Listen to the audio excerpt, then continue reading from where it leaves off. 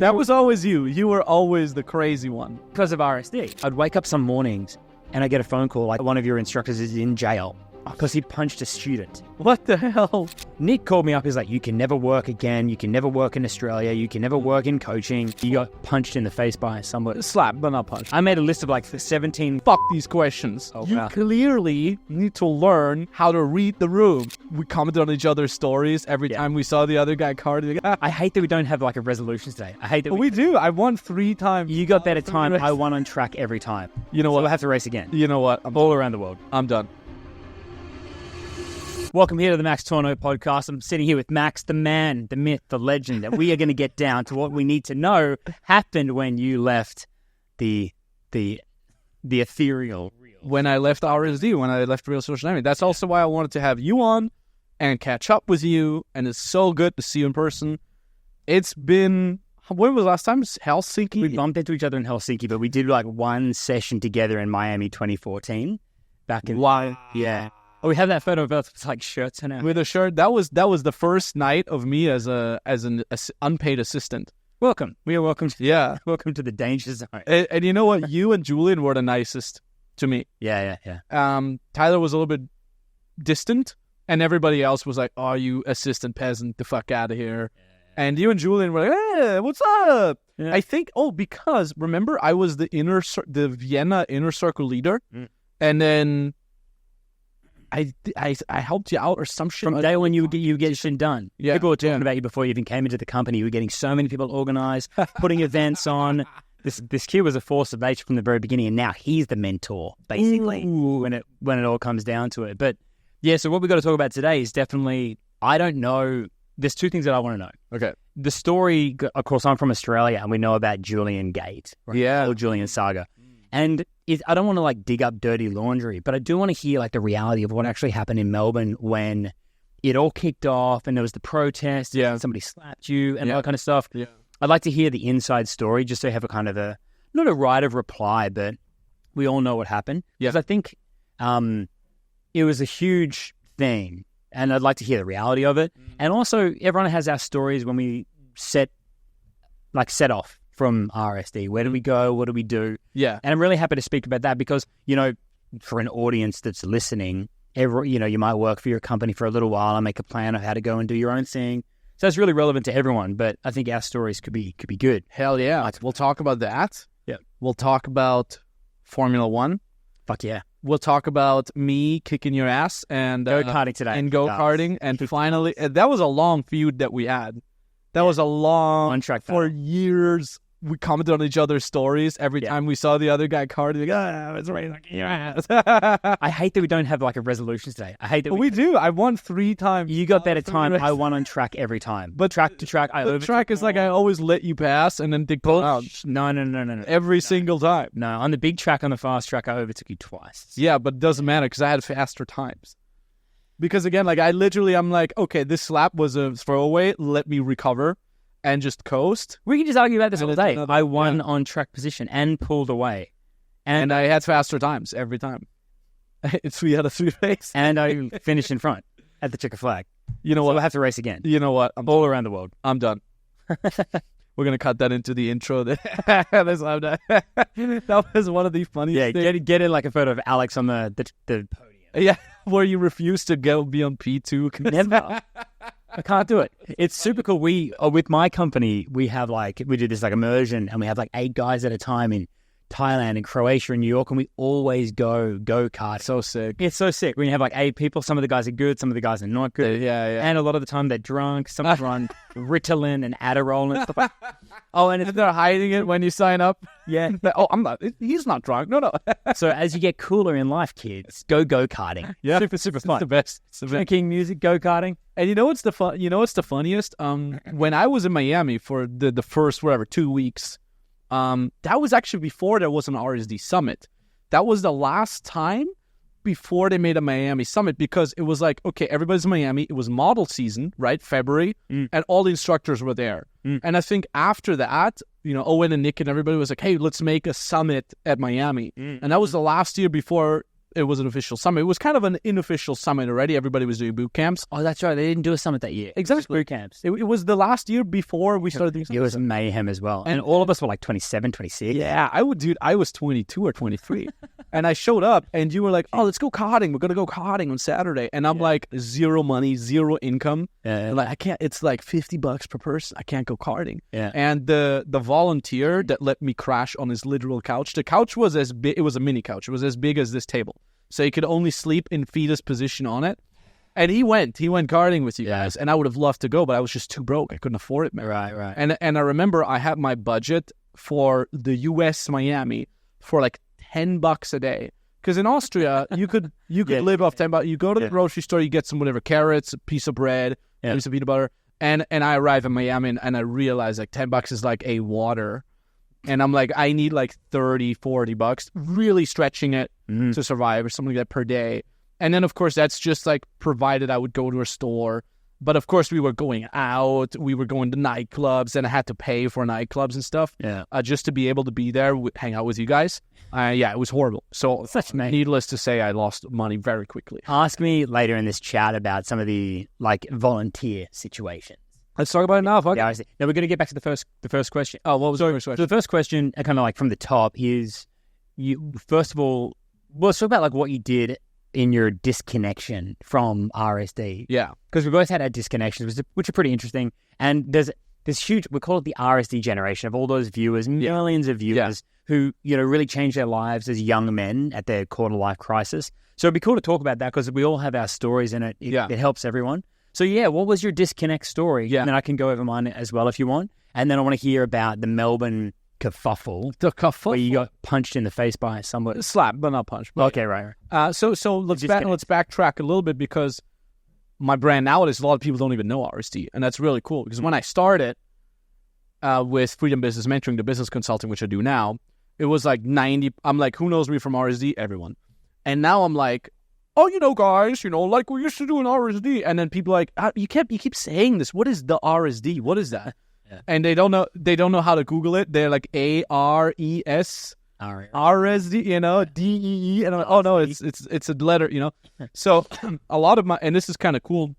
I've talked about this a lot of times that I'm very proud that I was able to rebuild something completely disconnected from RSD, kind of to prove myself and to everyone else that I'm not a one-trick pony. So RSD, aka Real Social Dynamics, is the dating company, one of the biggest dating companies in the world, and absolutely crushing it. Shout out to Owen Cook, shout out to Julian, shout out to everyone. Yeah, and Owen, Jeff, yeah, Jeffrey, of course, as well. I mean, they've all been on the Max Tornow podcast already, except for Julian, also not yet. But we're talking. That'd be great, yeah. Yeah, Julian and Owen definitely want to have him on the pod as well. I mean, they're both in the States most of the time, but everyone that came to Europe will just made it happen. It was really cool. And so that big dating company, and they were my partners with my very first business. So my very first multiple seven-figure a year business was dating coaching, and I was in collaboration with Real Social Dynamics. Were you a partner of, not an employee of? Exactly, it was a partner. It was a 50-50 partnership. It was the same with you, no? Nope. Oh, all right. Well, I didn't even get to doing a digital product. It was all controversial. Wait, you did, didn't you? No. And I'm like working since 2007. You did them. And they didn't like lay that out for me, which really, like, they gave it to a different instructor before me. I'm like, why would you give a newer instructor, it's all bullshit, political, really pissed me off at the time. One of the reasons why I disconnected myself, maybe. Okay. Yeah. Well, it's cool that you had a partnership. That's way more motivating. It was basically like, so I started, and then I was started as an unpaid intern. I don't want to go too much into details. You can see my quote unquote hero story on my main channel. I talk a lot about that. I think the video is called How I Made My First Million or so. I started as an unpaid intern, 6 months unpaid, followed by another 6 months unpaid, and then they offered me the instructor position. Oh, and the funniest thing ever. Okay, I'll tell you the whole story because I got you in person. You don't even know. Okay, so I started doing dating coaching in Austria and Vienna. Then I started watching Real Social Dynamics content religiously. Owen, you, Julian, every single video. And you guys posted once a week back then. As I can't remember, your day was like Wednesday. Like, Wednesday, Alex's video dropped. Ooh, let me check it out. I watched everything religiously. I would for breakfast, I would watch one of your videos. For dinner, I would watch one of your videos. I would back then, download the MP3 audio track of the video to my MP3 player that had space for 3 songs, like the shitty, with like my €9 Sony headphones way before there was noise canceling. Yeah. And I would just listen to that while like commuting to the gym and shit like that. So I do that, and then I get, and the crazy thing is, and then I have this opportunity to fly to Miami tomorrow. They said, they call me, I'm in the Austrian Alps, they're like, can you come to Miami to help out? Can you come tomorrow? And I'm like, okay, I got to quit college, quit my job, ask for money, ask my mom, my parents, my brother, and my best friend, and my bank also for money.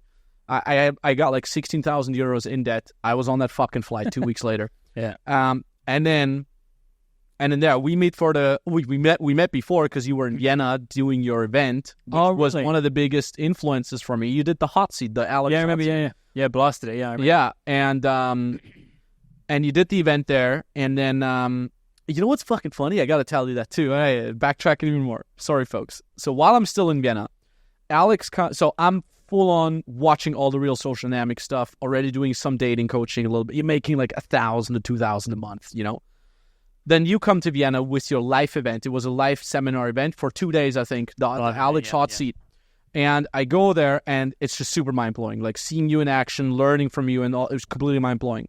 And then of course it was like this whole like lifestyle that you lived. You were like traveling the world, going from city to city, beautiful women around you. You're giving seminars, you're making money, you're shooting cool videos, and your videos were always like lifestyle.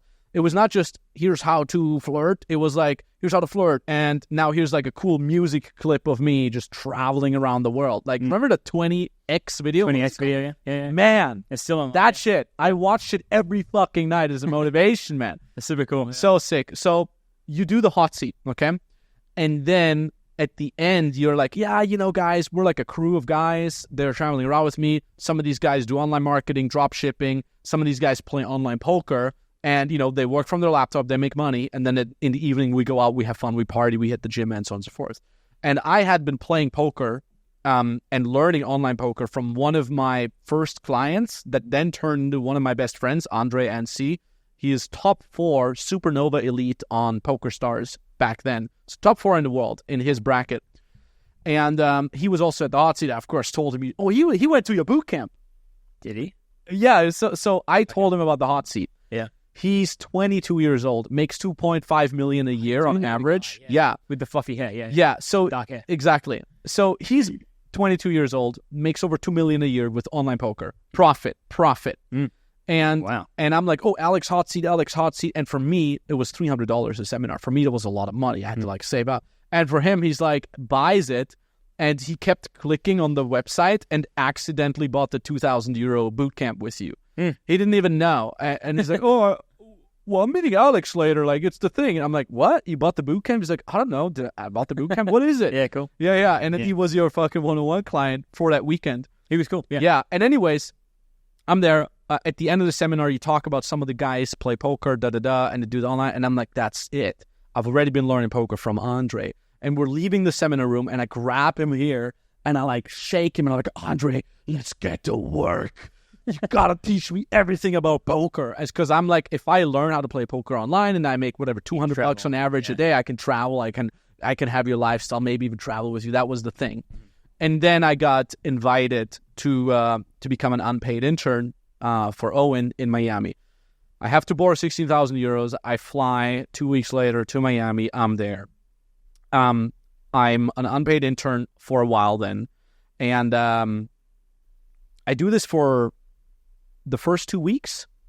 And Owen pulls me aside after these 2 weeks. And he's like, hey, I talked to you. Listen, I don't think you're a good assistant. You've do his voice. Do his voice. Listen, man. Yeah. Dude, He's like, yeah, you have to understand. It's like a basketball. All right. I have a basketball team, and I want the best defender to be in defense. I want the best offense player to be in offense. About this shit, yeah. And I'm like Austrian, like we don't play basketball. Like what am I talking about? And he basically said, look, every time you have to do assistant duties, camera, getting the gear ready, you suck. To be fair, in my fucking defense, RSD is so chaotic, people didn't know. I was never instructed what to do. They literally said, come to Miami to help out. Yeah. I didn't want to ask further questions because I didn't want to make any mistakes. So I'm like, cool, I'm here now. And then they were like, Owen has an event tomorrow. Set up the room and set up the cameras. I'm like, I don't know what I studied Latin and English. How the fuck would I know how to set up a seminar room and a camera? I did do videos, but I shot them with my €190 Sony Handycam, and he had a Canon a C100 there, the huge beast, where I'm like just memory. scrolling around and it changes the ND filters. I had no clue what the fucking ND filter is. Yeah. So no clue, right? So he's like, yo, you suck at all this. Like, you didn't set up the room, and I'm like, and I didn't have the balls to speak against it. Because I was just happy that I'm there. Can't get a word in. Yeah. So I'm just like, oh, yeah. And then he's like, but then when I went out with you and my clients, you were crushing it with the clients. You had fun. You were opening the sets. You were like helping me teach. I remember this guy in Miami, like the way you would open. There's like a group of girls sitting down having dinner, and they're like, their parents are there. You would just sit down at the table and join in the fucking dinner. And of course, everyone's so impressed. I'm like, well, that's pretty fucking cool. There you go. This charming little Austrian kid. Who can't afford a haircut at the time. Exactly. So I did the bus cut. Please don't go bus, young man. Oh, what are you talking about? Fucking Austrian. Yeah, because I had to impress. I'm like, I'm here with the elite of the elite dating coaches. Yeah. I'm not going to say no to anything, like any situation. And I think Owen saw it too, and he was impressed. And then he's like, but listen, man, I have a feeling that you took upon yourself the assistantship to become an instructor. And I want to be honest with you. There's 6 instructors right now on this earth that work for Resource Dynamics, and there's 3,000 young guys like you every single month who want one of those jobs. So I'm going to tell you right away, if you're only here to become an instructor, I'm going to tell you right away, you'll never become an instructor. Ever, dude. Like that. Ever. Yeah. You're just never going to become an instructor. Okay? I got to make this clear. And he said it in a nice way. He's not like, yeah. He's like, I got to tell you, because if this is your hope, I better tell you now, right? And he's like, yeah, you really got to think about it if maybe you want to go home. He basically said, you're on your way out after 2 weeks. And I had told all my friends, I quit my job. I quit my college. I'm going to be an instructor. No, not like that. But I'm like, I'm going to work for 6 months for RSD. I can't believe it. And then I was just about like after 2 weeks to come back home. After having quit my job and university and all that shit. And I went home, aka to the couch of the volunteer that let me crash there for free through the nightly streets of South Beach, Miami. And I was just destroyed. I was like, this is it. I fucked up, blah, blah, blah. And I went to sleep, and I was jet-lagged. I was malnourished. I was half sick because, you have to yell in the nightclubs and all the jazz. It's like war. Yeah. It was like, and then here's the cool part. And then I woke up the next morning, and I'm like, okay, I'm never going to become an instructor. I could either fucking give up, or I'm going to accept that, and I'm going to be the best fucking assistant this company has ever seen. The best unpaid intern they have ever seen, And that, funny enough, you texted me that morning, and you're like, hey, can you go shopping for me? And I'll never forget. I remember your fucking shopping list. It had beef jerky with teriyaki taste and kombucha. And I got you that. And I'm like, here's the exact things you got. It took me like 20 minutes to find the fucking beef jerky teriyaki because I'm like, I'm not going to fuck this up again. I brought it perfectly. Yeah. And then... And the crazy thing is, so I work my ass off as an assistant. I get really, really on point with everything. Then Tyler says, okay, actually, you're crushing it. Come to live with me and my girlfriend in LA.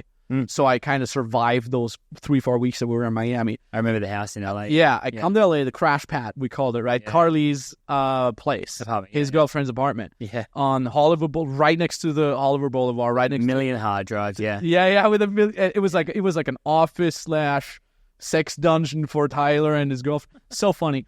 Yeah. And anyways, a couple weeks in, and for me, I had not allowed myself to even remotely think about becoming an instructor again. Because I'm like, I'm not even going to allow myself to think about it. There's zero hope, right? Zero hope.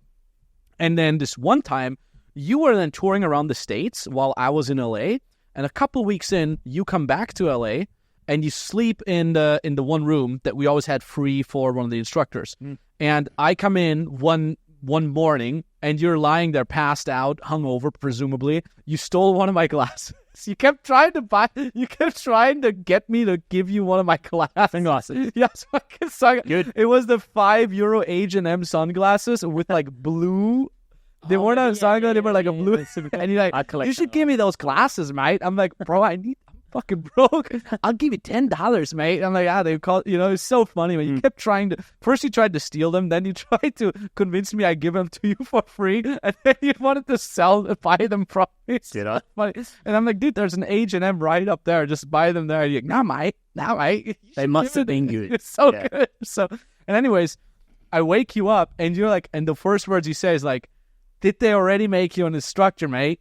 And I'm like, it gave me this glimpse of hope. You probably just rambled. But in my head, I'm like, maybe Alex knows something that they're internally talking about. Like, oh, maybe we'll make this Max guy an instructor. You generated so much hype. You got so many guys excited about the company and going to events, building the inner circles. You're still good at doing that now. And we can learn a lot from you, like your drive and all that. It's inspirational to me as well. So I don't know what the fuck I was talking about at the time, but yeah. In my head, I'm like, maybe Alex, and it's like just fog of war. And you kept asking me, like, every time I saw you within these 12 months of unpaid internship, you always like, did they already make an instructor, mate? Yeah. And I was always so grateful for you to mention that because it always kept me fucking going. And then there was this one moment. So as an intern, you do everything. Like, they really push you really hard. Unpaid. Like 18-hour work days, like sometimes in the middle of the night. Rude to you. Yeah. Owen was never rude, thank God. Owen was always just very demanding. And also in his defense, he's a very chaotic person. So he would call me up at 2 a.m. in the morning, like 2 a.m., okay? I'm in the middle of sleeping. And he's like, hey, bro, what are you up to? And I'm like, bro, it's 2 a.m., whatever, I'm fucking sleeping, He's like, can you pick me up? Let's grab some sushi. Hey, can you pick me up, grab some sushi? Yeah. And I'm like, sure. I mean, I'm Austrian, right? I'm like, is there a place open? He's like, yeah. And he kept going, actually, it was not sushi. It was fucking steak. Because he kept going to the Pacific Dining Cart in LA. That's 24/7. You can go there and you can get 24/7 top-notch service and you can go fucking steak. That's good. Amazing. It's like a 5-star restaurant. It's 24/7. It's called Pacific Dining Cart. LA used to be actually really good. It used to be before 2012. It was a really great place. Really great. Apparently, it's not very good now. So yeah, he kept doing that. So, and I had zero time. So after Miami, I had zero time to actually go game and talk to girls and hone my dating skills, except for one night. I think it was Orlando or something like that, and we were filming all night, all fucking night. You were filming Owen. Yeah, I was filming Owen all night. He was there with his girlfriend. That was when he shot a lot of footage together with his girlfriend. And then he's like, okay, he was there with students as well. And he's like, I got to give some really hardcore attention to one student right now, some one-on-one stuff. I don't want you to film. So just do whatever you want for 10 minutes. I'll be right back. And that was like the first 10 minutes I had in like 4 months. And I'm like, game on, right? And there was like a group of 3 girls. It was like me and Owen's girlfriend. And there was a group of 3 girls just passing by us in the club. In Orlando somewhere. Somewhere in Orlando. Somewhere. Right, I can't remember the city. Yeah. And I opened them. And until that point, Owen's girlfriend, Carly, she only knew me as the dorky, weird Austrian assistant who's just like, yeah, I'll do it, She never saw me actually socialize. Right? Yeah, kind of like that. She never saw me socialize. And then, and I opened the set, and I'm just like, joke, and they're all landing. They're all killing, and the girls just laugh. And then Carly, I hear her saying out of my periphery, because my RAS is like locked on the one girl that I really like, and I hear Carly next to me, and she's like a beautiful black-haired beauty, like towering over, and she's like, oh my God, Max got game. And I'm like, fuck. And I'm like, that's good. Yeah. And I was kind of lucky too, because the girl was really into me, and I literally had like 6-7 minutes until Owen came back. And then for the rest of the next 2 weeks, Owen's girlfriend kept telling Owen, Max has got such good game. I can't believe it. Oh my, he was so funny. And she kept bugging him about it. So I'm like, okay, I got Alex in one corner asking me if I'm an instructor. I got Carly, Owen's girlfriend, on the other corner who keeps bugging Owen that I'm really good at game. I'm like, maybe there is a chance. And then we also wanted to kind of like retire Owen, so he wasn't like coaching as much. So yeah, take him away, be the face, make videos, generate leads and contact, and do the brilliant things that you can do, Owen. and then let Max do it. Max is professional. Max cares. Max is organized. Max is Austrian. He's fucking getting shit done. So that was that kind of part of the game plan at the time. I was telling like Nick, I was like, what if Owen didn't do boot camps and just cranked out shitloads of videos and do all of that passion stuff that he's so good at and not be exposed to students? Put Max in there. That could be good. But, I remember that. I remember in one, because I was always part of the meetings as an assistant. Yeah. And I'm like, yes, give me, I love coaching. Like, give me the students. I remember that idea. Anyways, that was a thing. And then 6 months later, I'm at another business meeting where I'm usually at as like the stenographer, right? But it was only Owen and Nick Coe, the back then CEO. And I'm like, and it was like 4 a.m. I think actually Michael Sartain might have been there as well. Just like random, because it was in Vegas. And he's like, and it was only them. And I'm like, where's everybody else? And Nick, in his typical tonality, sounding pissed, he's like, there's nobody else. This is about you. Sit down. And I'm like, fucking Nick. And they're just like, there was no like, we love what you did the last 6 months. You've been doing great. It was literally like, we're going to make you the new RSD instructor. You're going to go on a world tour. You're going to get your own cinematographer, Dimmy. Yeah. And you're going to go on a world tour. And you're going to get clients. And you're going to be required. Like, that's how Nick tells you that. You're going to be required to shoot at least one YouTube video per week. And I'm like, oh, okay. When does it start? And like Nick is like leaving, or he's like getting up and I'm like, when does it start? And he's like, starts now. and he's like, oh yeah, one more thing. And it was Summit. It was Vegas Summit 2013 or something. Mm-hmm. And Brad was on stage right at that moment. Oh, cool, yeah. And Nick was like, oh, one more thing. I want you to go into the seminar room where what seminar is happening right now. I want you to walk straight to Brad, who's on stage right now. I want you to ask him to let you speak for 2 minutes, and then I want you to pitch to the crowd that you're the new instructor and that they can book a boot camp with you starting tonight for $2,000. And I'm like, oh, okay. That's fun. And I was so mind blown because that was the dream. Until that point, all I had was you rambling if I'm the instructor and Carly mentioning that I got a good game. Yeah. But that was the dream. I could and it was such a shock. And it came so weirdly because I knew I would have cried for joy otherwise. And it was such a shock that it took me like 4 months till I realized I'm on tour. I'm an RSD instructor. But that moment I was so shocked. I had no clue. I walked back into the seminar room, 250 people, all RSD clients, right? Brad was on stage. I'm like, oh, Brad, like next. Hello. And he's like, yeah. I'm like, I got to speak. And Brad being Brad, he's like, yeah, man, here's the mic. Like, not like, fuck off. I'm having a speech. He's like, yeah, whatever, man. Fuck, knock yourself out. Yeah. And it was literally like in the movies. I had the microphone. It was like, the mic noise. Hi, guys. Hi, I'm Max. Maybe you know me. I'm the new instructor. Can do the boot camp with me, and then it's $2,000 because they didn't allow me to wait for it. They didn't allow me to do lower price, even though I'm new. They're like, no, you got full price, right? Hi, I've never done a boot camp before. I'm quite young. Literally, I don't have any formal education. Literally, sign up now. No formal. That's the best. I have no certificate whatsoever. Yeah, and I go off stage and I'm like, oh man, he's such an idiot. He sounds such an idiot. And then this guy shows up with his girlfriend. Okay, get this. He was at RSD Summit with his girlfriend. And he's like, hey, my girlfriend wants to buy the boot camp for me. And he's like, can I do a payment plan?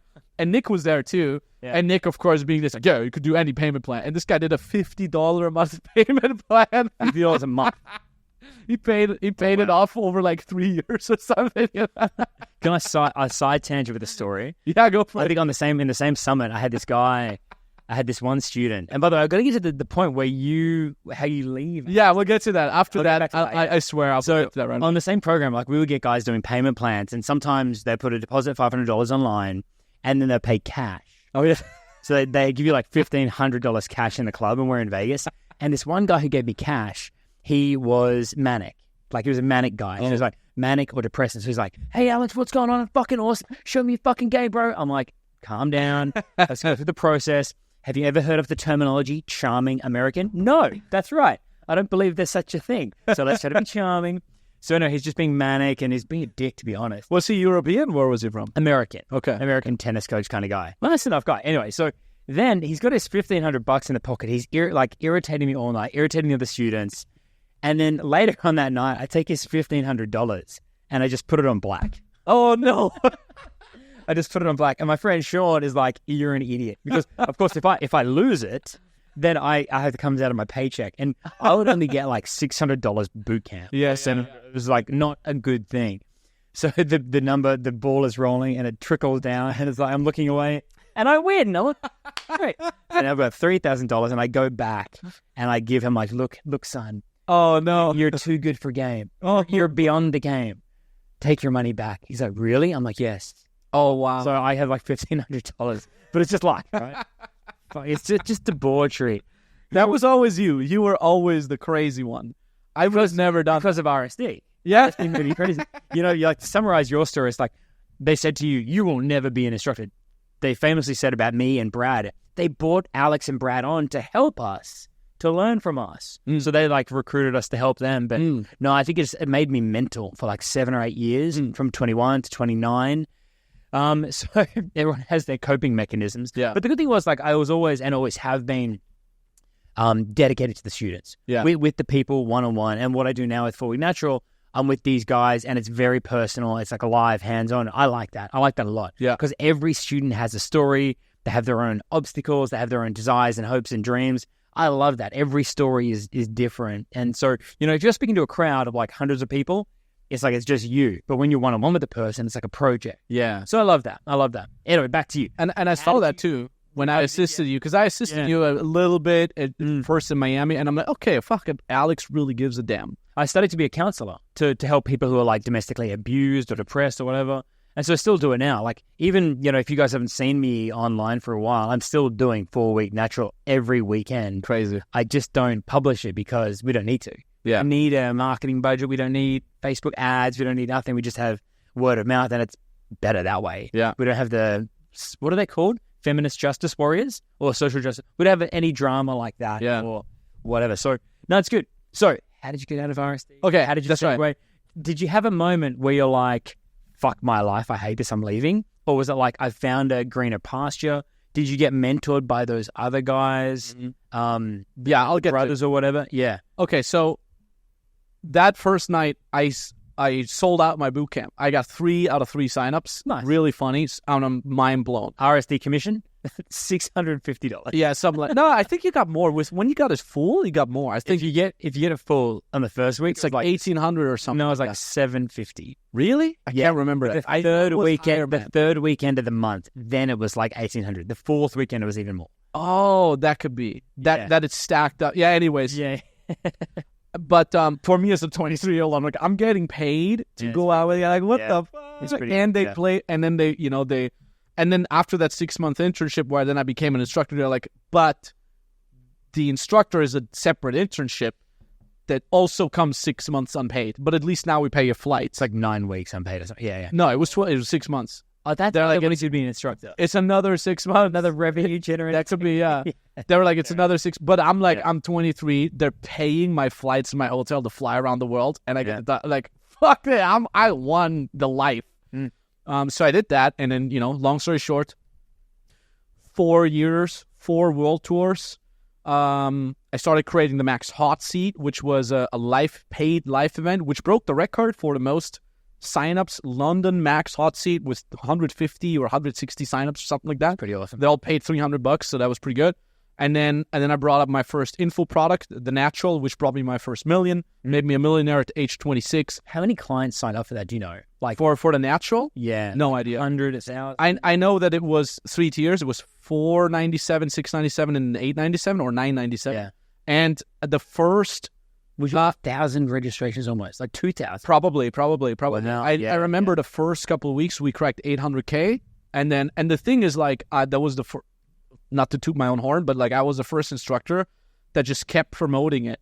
Everybody else did a launch, then it was launched, and then it's like, here's the money.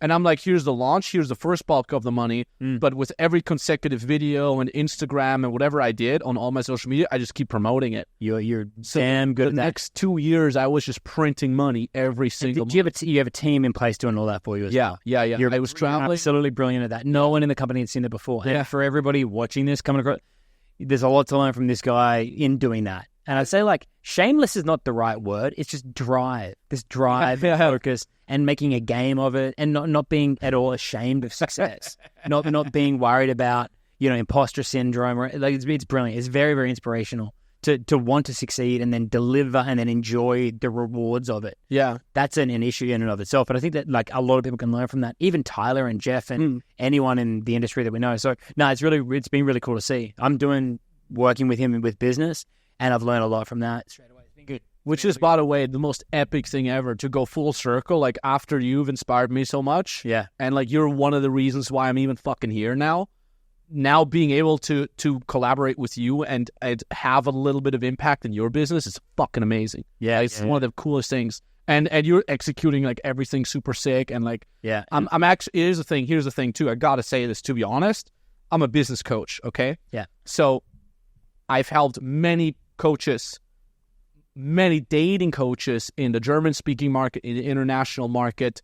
I've helped them make $50K a month, $100K a month. I've had so many coaches, so many of my clients that are dating coaches that I got to $100,000 plus a month. So those are like in their 20s. They're millionaires now. And I know of many of them, they're not good at what they do. Here's the thing. It's not my responsibility, if they pay me money, is to help them with their business, right? It's not my responsibility to say, hey, as an ex-dating coach myself, the stuff, you're not really good at dating yourself. I can't do, I'm not like, oh, you paid me $25,000 or $5,000 and I know you're not good at dating. I'm not going to teach you, right? Like, I have a responsibility the moment to pay me. But with you, I know it's the shit. Like, with you, I know, like, I've seen you, how you coach your clients. I know so many people that have worked with you. World's most experienced dating coach now, yeah. Exactly. And the cool thing is, so many of the people that are your clients, they have been clients somewhere else or of other coaches, and they're all hardcore Alex fans. Yeah. They're all like, oh no, Alex is the best, he's the shit. They're all black, dark polo. They all look like a version of you, and they're all full on. And a lot of them are like super successful marketers, copywriters, and shit. They're like it's I don't know. You're like Rammstein. You have diehard fans. Oh yeah. Nobody is there. We don't even do any marketing. Like exactly. Haven't done any marketing for like 6 or 7 years. It's only word of mouth, and it's good because it's exclusive. Yeah. And to paint a picture, it's like 6 or 7 guys, all between 25 and 35 or 40. And I whip you into shape. You dress really well. We go out. We do day game, night game. We do like go-karting. The events. We do photo shoots. We do like speed dating. And it's just word of mouth. It's brilliant. Yeah. It's really fun to now, like I'm learning now to get more on podcasts and do my social media and things like that. Super, super fun, actually. Really cool. So I don't know why I'm hiding away, but I am going to pivot away from live coaching to online. And then eventually I'm going to do this photography stuff, which would be really cool as well. Which I remember you have like sick photos. You were always really into photography, even back then. I love landscape photography. You even showed some of your photography. In the videos, yeah. Yeah, you're like, hey, here's some of my photography. Yeah, super fun. Anyways. Yeah. So, I travel the world, yada yada, and then I do this. I bring out the natural, then I bring out the fearless, and then towards the end I brought out girlfriend game. But that was where I was already pivoting to online coaching. So from online video products to an actual online mentoring program where we have Skype calls with the clients, we have Zoom meetings, and so on and so forth. And that then broke another record because it was the first online high ticket mentoring that RSD did. I'm not even sure if it might have been the first one in dating in general in the whole industry, but it was definitely the first one of RSD. And then ended up making me 3 to 5 million every single year. Wow. And that was when I had a team. I moved to Kiev.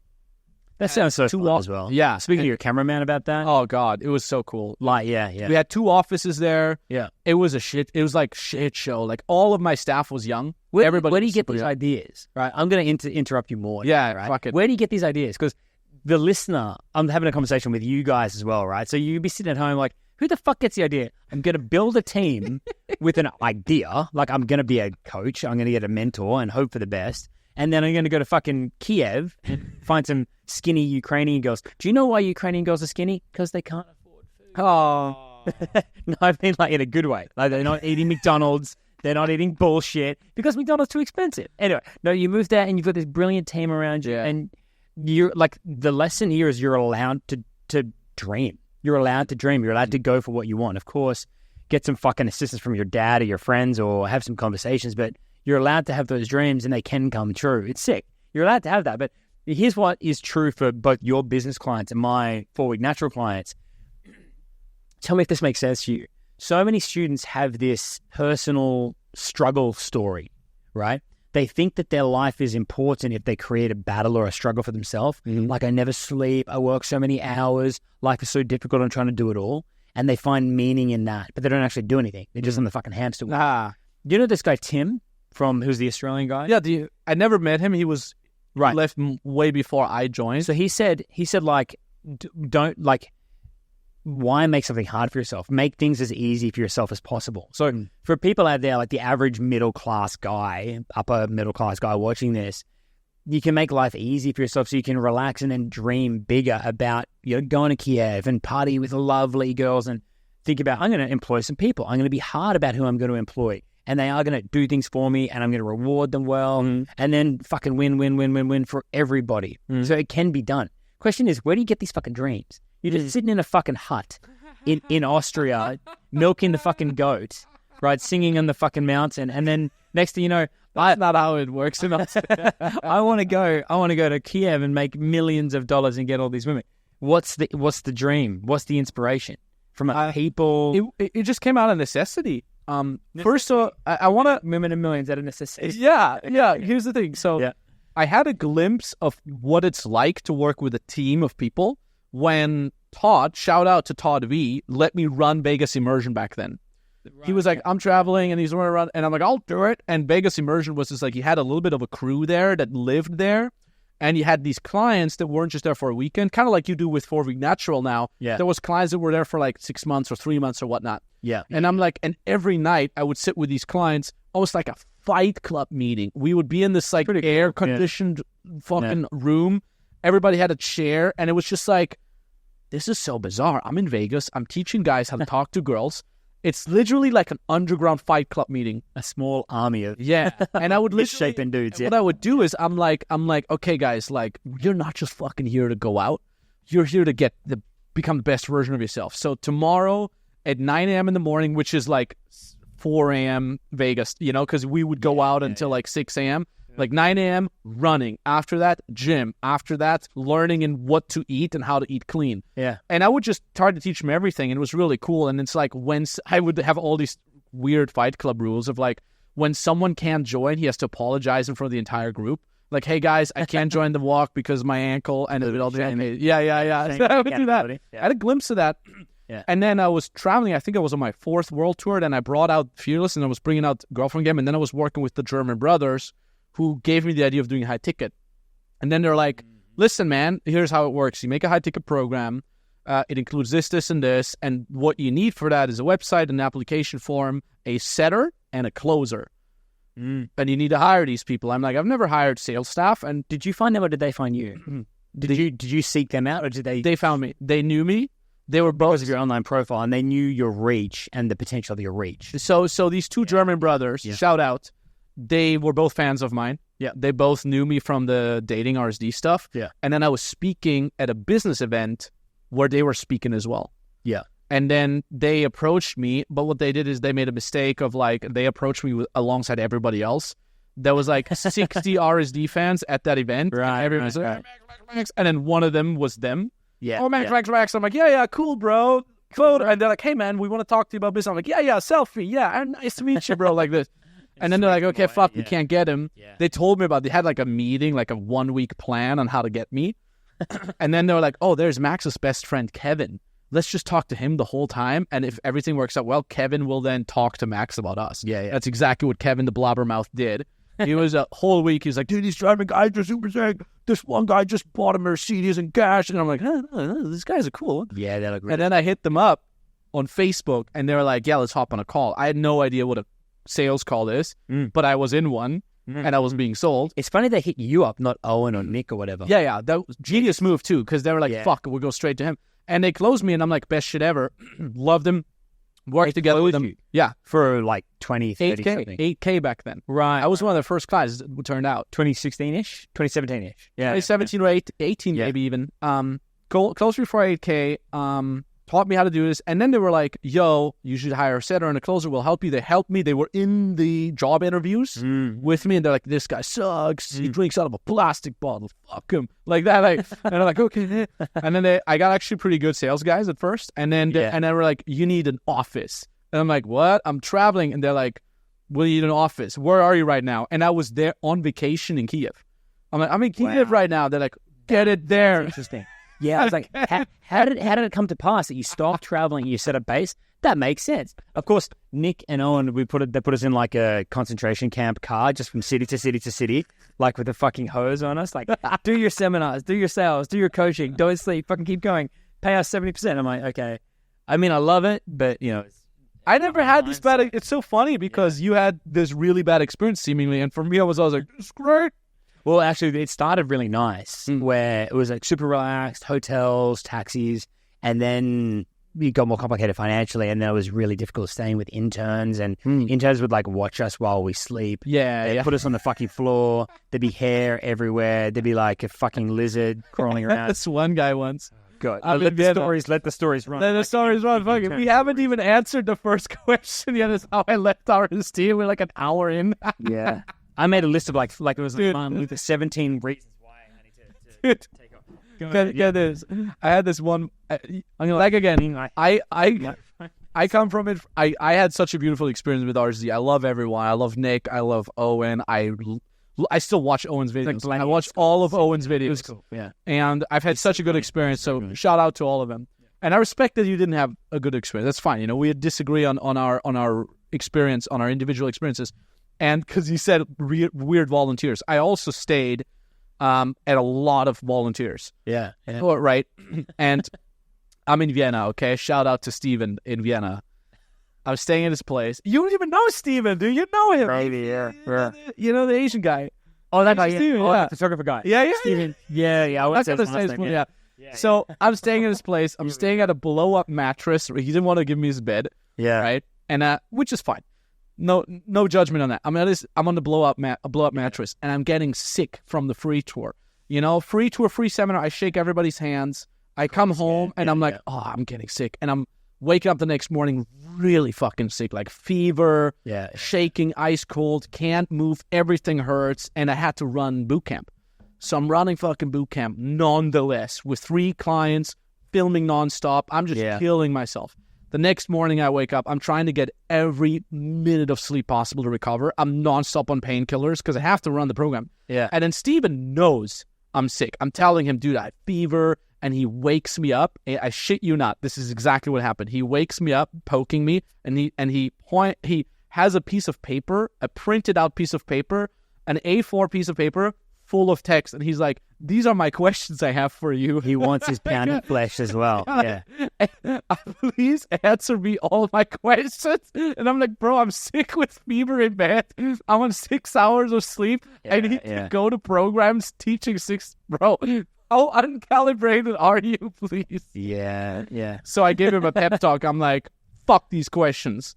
You clearly need to learn how to read the room. So I gave him a 20-minute pep talk on calibration. Like, when somebody's sick and they're really, and you see them sick and they told you that they're sick, don't come with a question paper. It doesn't make, like, imagine you were sick. Like, I had to lay it out to him, and then he's like, anyways, I did all that. Fun times. Well, it's funny. Yeah, like, this is my good experience. That's a good point. They like, imagine like 2 chairs, like kind of like these chairs. They would like get 3 dinner chairs and put them together and put some pillows on it. And like, there's your bed. Yeah. What the fuck planet are we living on here? We had this one, and you know what's strange? I'm strangely addicted to the weirdness of it all. Exactly. Just exactly. Here's the thing, folks, that you need to realize. When you're a dating coach, so much more than when you're a fitness coach or a business coach, whatsoever. When you're a dating coach, you have this weird aura around it that, like, for other men that haven't figured out a dating life, it's like you have all the answers. It's like you're the Dalai Lama to them. And I'm not saying this to brag or anything. It's, if you're a business coach, you're like, yeah, he makes more money, fuck him, whatever.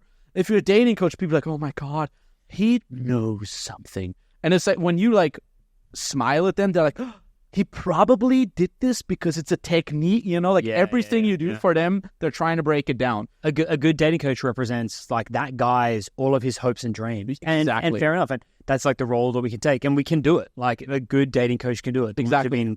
Anyone who's been doing it for like more than 4 years, you could definitely generally. Anyway, exactly. We can speculate. Continue. Sorry. And then what happened to me so many times is like whenever I crashed at these volunteers places, they all wanted me to know that they have a girlfriend or friends with benefits, and they would always invite girls over to show, and they would like have sex with them, and I'm like in the room next, and I would eat, and I'm like, and I'm always thinking like in his head, he's probably Max is hearing this, he's in the room next to me, It's like showing Lewis Hamilton how you can kart real fast, It's like, look how fast I'm on the karting track, Lewis. Like, that's how that's like the least impressive thing to do. Exactly. And I'm like, I just want to sleep, bro, okay?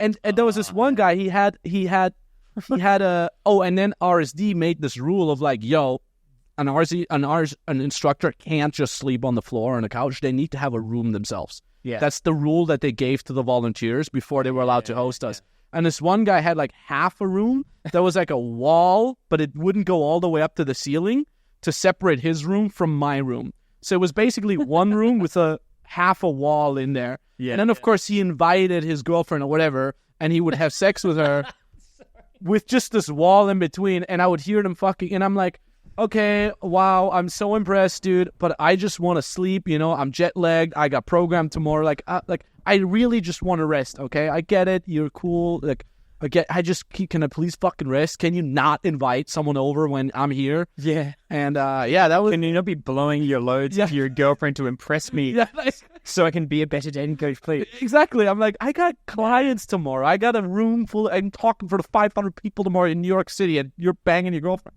Anyways, we're at this there's a dating coach panel in Poland, right? It was something in Poland. Super cool, really good guys there. But there's one kind of like not well renowned troublemaking dating coach there, and he kept inviting these like, how do you get them from like Ashley Madison, like these girls to hang out with you? Who is that, Ashley Madison? It's like a service where you like get girls to hang out with you, kind of like not OnlyFans, but.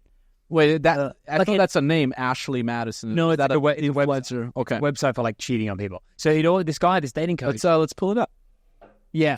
So he would always he'd be sitting in the crowd and he'd be like paying money for these girls to sit next to him, these really cute girls, as a dating coach. As a dating coach, and he's sitting there, and these girls have to sit next to him, so he looks like he's really cool.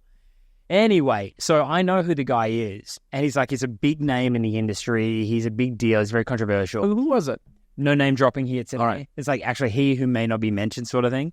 And so so he comes up to me because he knows me, but I've never met him. And I'm like, hi, how's your event going? Are you learning a lot? Oh, well done. You've met somebody. Well done. Turn my back on him. Right. Anyway, so then, and he's like, and he's pissed. Like he's got an ego, maybe, I don't know, whatever. So, there's a lot of people in the dating industry and they really want to be like a big deal, and it's not a huge deal. We're here to serve the students. We're here to help people to get better. We're not here for the ego, right? It's a job. We're counselors. Anyway, so then we're sitting on the panel, and at the start of the panel, he gets up in front of the crowd and he's got the microphone. He's like, hey, I just want to say, Alex, I'm glad that you stopped trying to kill yourself. I'm like, what the fuck? I don't even want to be here. I don't want to do this panel. So I'm like, great. I'm out of here. I get up off the stage and I start running off. I'd just done my speech. I was like the headline speaker, and I rocked it. The crowd loved it. They're having a great fucking time. And then the crowd's like, no, Alex, don't go. Come back. And then the manager of the thing grabs my arm and is like, Alex, we don't like that guy with the microphone. We like you. That guy's got to go. I'm like, no, I want to go to the town and talk to girls and have a beer. And I have to stay there and answer all the questions. But it's good once I got into it. So that guy, he got booted out trying to clown me in front of everyone, and then they booted him out. I'm like, dude, and you're bringing these girls into the thing, and it's not really good. I'm like, but I'm also strangely addicted to it. I like the idea that a strange or an imperfectly formed person, sorry, cameraman, can transform and be better with anything. I really love that and believe in that. I studied counseling at college, so. And psychology, so I'm really into it. But man, the stories, the places we'd sleep, and you have some students. Some wilder stories. Some students will get like a homosexual crush on you. All right. They would sign up because they're attracted to you. Oh, I had this okay. elderly gentleman. The plot thickens. Yeah, in Norway, and he kept on like nuzzling my shoulder, and then he like run his hand up my back, and I'm like, he's like an older dude. I'm like, do you have feelings for me? He's like, okay, look, we're not going to do anything about that, right? But let's meet some guys. He's like, oh, and they have other guys that will like accidentally come in their pants when they're talking to a girl. Oh, you have one of them? No. Yeah, Jesus. Sorry. I mean, how did you know? Let me ask you. Well, I'd like to stand up on camera. He waddles over to me. He's like, Alex, I've made a mess in my pants. Oh, I'm like, mate. Okay, so what do you mean? He's like, you know that song, Jizz in My Pants? I'm like, I jizzed in my pants. I'm like, okay. I'm like, okay. So what are we going to do about this? Go to the fucking bathroom, clean yourself. Oh. So there's a lot of stories. There's a lot of success stories as well. It's funny when people listen to this and they're unaware of the scene. Yeah. They're like, what the hell? And I got to say, being a world-renowned dating coach, I think nowadays it's different because most dating coaches, at least that I've taught, it's just online. But the way we did it, like rock star life, traveling around the world every week, every Monday, you go to a new city for 4 years straight, or I don't know, for you, it's like 15 years. Yeah. Whatever. You know how you said, dude, it's a very 4 world tours? I've done 17. Yeah. 17 world tours. I love it. Australia, USA, Europe, every year. Love it. Yeah. Yeah. It's a completely bizarre existence in a very awesome way, in a very crazy way. And you know, for people who are outside of that, they're listening to these stories, they're like, holy shit, what's going on? Yeah. Funny enough, my girlfriend, when I first met her, I met her in Helsinki, and she's like, what do you do? I'm like, I'm a dating coach. She's like, oh, I'm so sorry. Who would pay for this, you know? She's, of course... Girls can't comprehend it. She's an attractive girl. She's like, what do you mean? People have trouble with this? You just go to a club and have fun. And then 50 guys talk to you, and you just pick the one you like. My girlfriend doesn't get it either. They don't. They're like, will, yeah. And, you know, and then she told me later, once we became serious, and then she told her parents, of course, and then she told me later, like, both my parents were like, oh, we're so sorry. You know, hey, if you love him, that's great. He might be super broke, but if you really love him, yeah. And then they're like, oh, he's a millionaire? What? He must be selling drugs or crypto. They thought first I either do, and then I'm like, no, I'm actually, this is dating coach, and I'm making a lot of money. So anyways, yeah, it's a crazy story. But so when you left before me, when did you leave RSD? Yeah, 2014. Okay. I'd actually...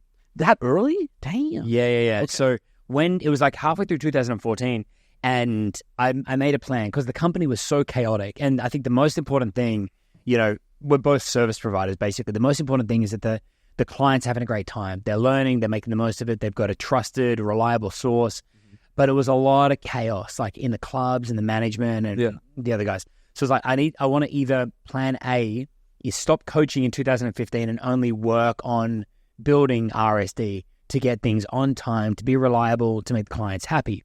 Or plan B, I'm going to make my own concept and I want to be 4 weeks in one place. And I had said this to Nick. I'm like, Nick, I want to do 4 weeks, one place. And instead of like, you know, we have 3 students per week mm-hmm.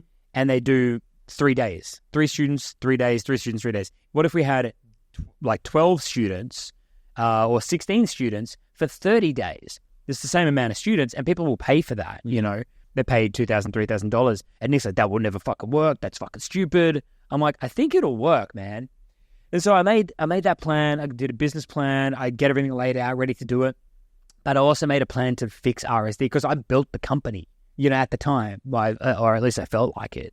You put 8 years into that, your entire adult life. And I came in when I'm 21, full-time coach, helping the students, working with the guys. And then the Julian saga happened. I want to hear what happened in Melbourne. Where you? Oh, yeah, that's right. Yeah, I still haven't answered your first question. I know. Yeah. And then the Julian saga happened. It was like the writing was on the wall, right? Mm-hmm. And I was like, well, I can do this other program, and I like it as well because I can connect with.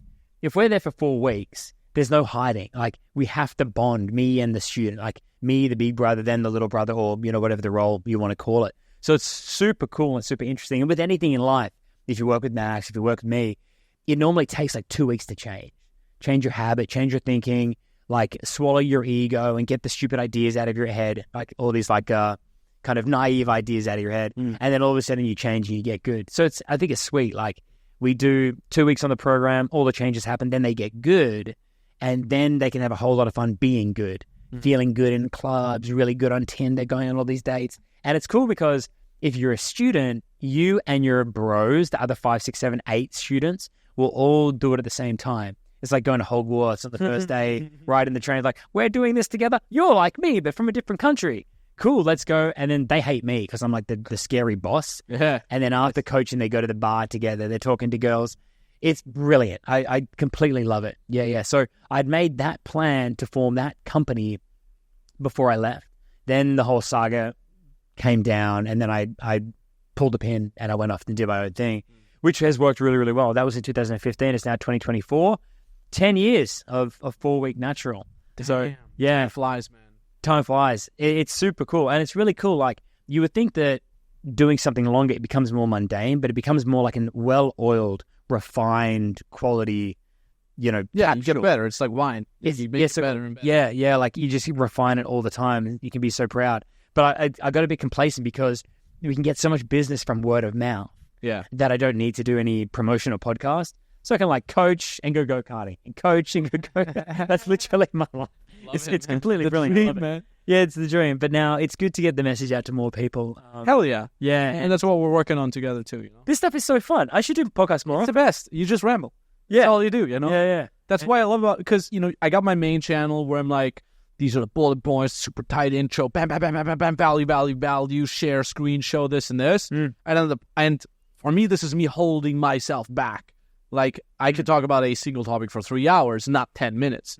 And then you got reels, which is even worse. You do 15 to 30 seconds and all that. And then on the podcast, it's like, because even you asked me, like, what's the format? What are we going to talk about? And I'm like, don't worry about it. It will literally just be us vibing. And look at us now. And so I love the podcast thing.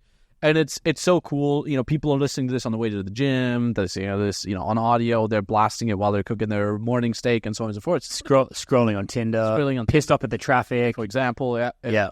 It's cool, And so how did you... So you said... Hit me with a controversy. I'm feeling excited. Okay, yeah, fuck Hit me with everything. Like, let's make it juicy for the last couple of, 20, 30 minutes. Oh, yeah, we go for another hour, easy. Sounds good. Fuck it, man. Hit me up. Fucking podcast. Yeah. We can swear. I'm the world's most experienced dating coach. What do you want to know?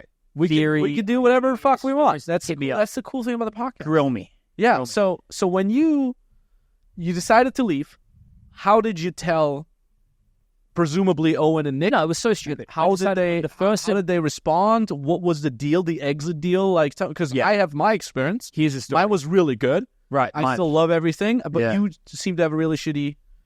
I wouldn't say shitty, but it was just disorganized. Okay, it was disorganized. And what was interesting about this company is it's kind of like the two owners, Nick and Owen. They couldn't really. I don't think they could either both make business on their own, so they kind of stuck together. But there was a sense of disharmony between the two of them. So it wasn't the most harmonious environment. So when I decided I didn't put on any new events on my schedule after January 1st. And it was funny, nobody noticed. Like normally I'm coaching 45 weeks of the year, but I didn't put any events up on January 1st. You already knew you were going to leave. Pretty much. Okay. And then on January 1st, I tried to call Owen and Nick, both of them, at lunchtime, afternoon tea, and dinner in local time. I mean, come on, who's up at January 1st? Well, I thought, it's like New Year's Day. Maybe we'd text each other for like Happy New Year, whatever. Come on. And then I tried again, lunchtime, afternoon tea, dinner for both bosses. And I tried this for 18 days. I tried to call them, both of them, for 18 days and got nowhere. And then I released a video saying, hey, I hereby announce my resignation from RSD. I remember that. Yeah, in the snow in Japan. But for 18 days, I couldn't get a hold of my bosses. Couldn't get a hold of my owners or whatever. So I pulled the pin, and then they said, Owen was pretty cool. Owen was like, hey, good luck, do what you're going to do. If you're happier elsewhere, that makes sense. All good. It sounds like you'll be happier somewhere else. Nick called me up. He's like, you can never work again. You can never work in Australia. You can never work in coaching. I'm like, Nick, you can't even come to my home country. You can tell me to stop working where I live with what I do. And then he had like other interns messaging me. And I'm like, I think I will work, actually. I was like polite. I didn't keep working in California. And actually, I spoke to lawyers before I left. And I said, lawyers, can I break this contract? And they're like, this is not a contract. You were never on contract. I'm like, okay. Oh, lawyer. How come? They just made me sign this intern contract at the time. Oh. And it wasn't a binding contract at all. And they even said, because it's an improper contract, we could counter-sue them. This is the USA. I'm like, I don't want to do that. I don't want to play that game. I'm just going to go my way happily. And I did, and it was good. And then that way, instead of, like for anybody listening to this, eventually you might want to make your own business or your own concept. And then you could have more of a straight line between you and the client rather than needing to juggle the needs of the sponsors or the investors or, the brand deal or whatever it is. So then it was just simple. Me, clients, go to work. It's been brilliant ever since. But yeah, they weren't very, it was just unrealistic. You're saying you can't work and do these sorts of things. So yeah. Oh, it was cool. I even bumped into him about 5 months later on the street, just randomly. Only me and him in LA, walking on the street in New York. Oh, one-on-one. I met him. And I'm like, hey man, what's going on? Hope you're well. He's like, good luck. Sad that it ended badly. I'm like, good luck to you too. Nothing against yourself. There's other managerial things, but all's well that ends well. It's for the greater good sort of thing. So that was it. And it's been especially most importantly for the clients, for the students, outcomes. What next? Wow. What next do we talk about? And then my experience with leaving was very different. So we did the business already, the business coaching, freedom business mentoring. So I had done... So that wasn't really anything within RSD. No, not at all. Completely separate. We partnered with the mentors? Yeah, I was partnered. Nice. So the German mentors, the two brothers, they helped me build a high-ticket mentoring program for RSD, for my RSD Max brand and dating. We made 3 to 5 million consecutively there, I think, for 2 years. Yeah. And then they're like, you should coach business. And I'm like, what? I'm just a dating coach. I don't know. And they're like, you're Max fucking Tornow.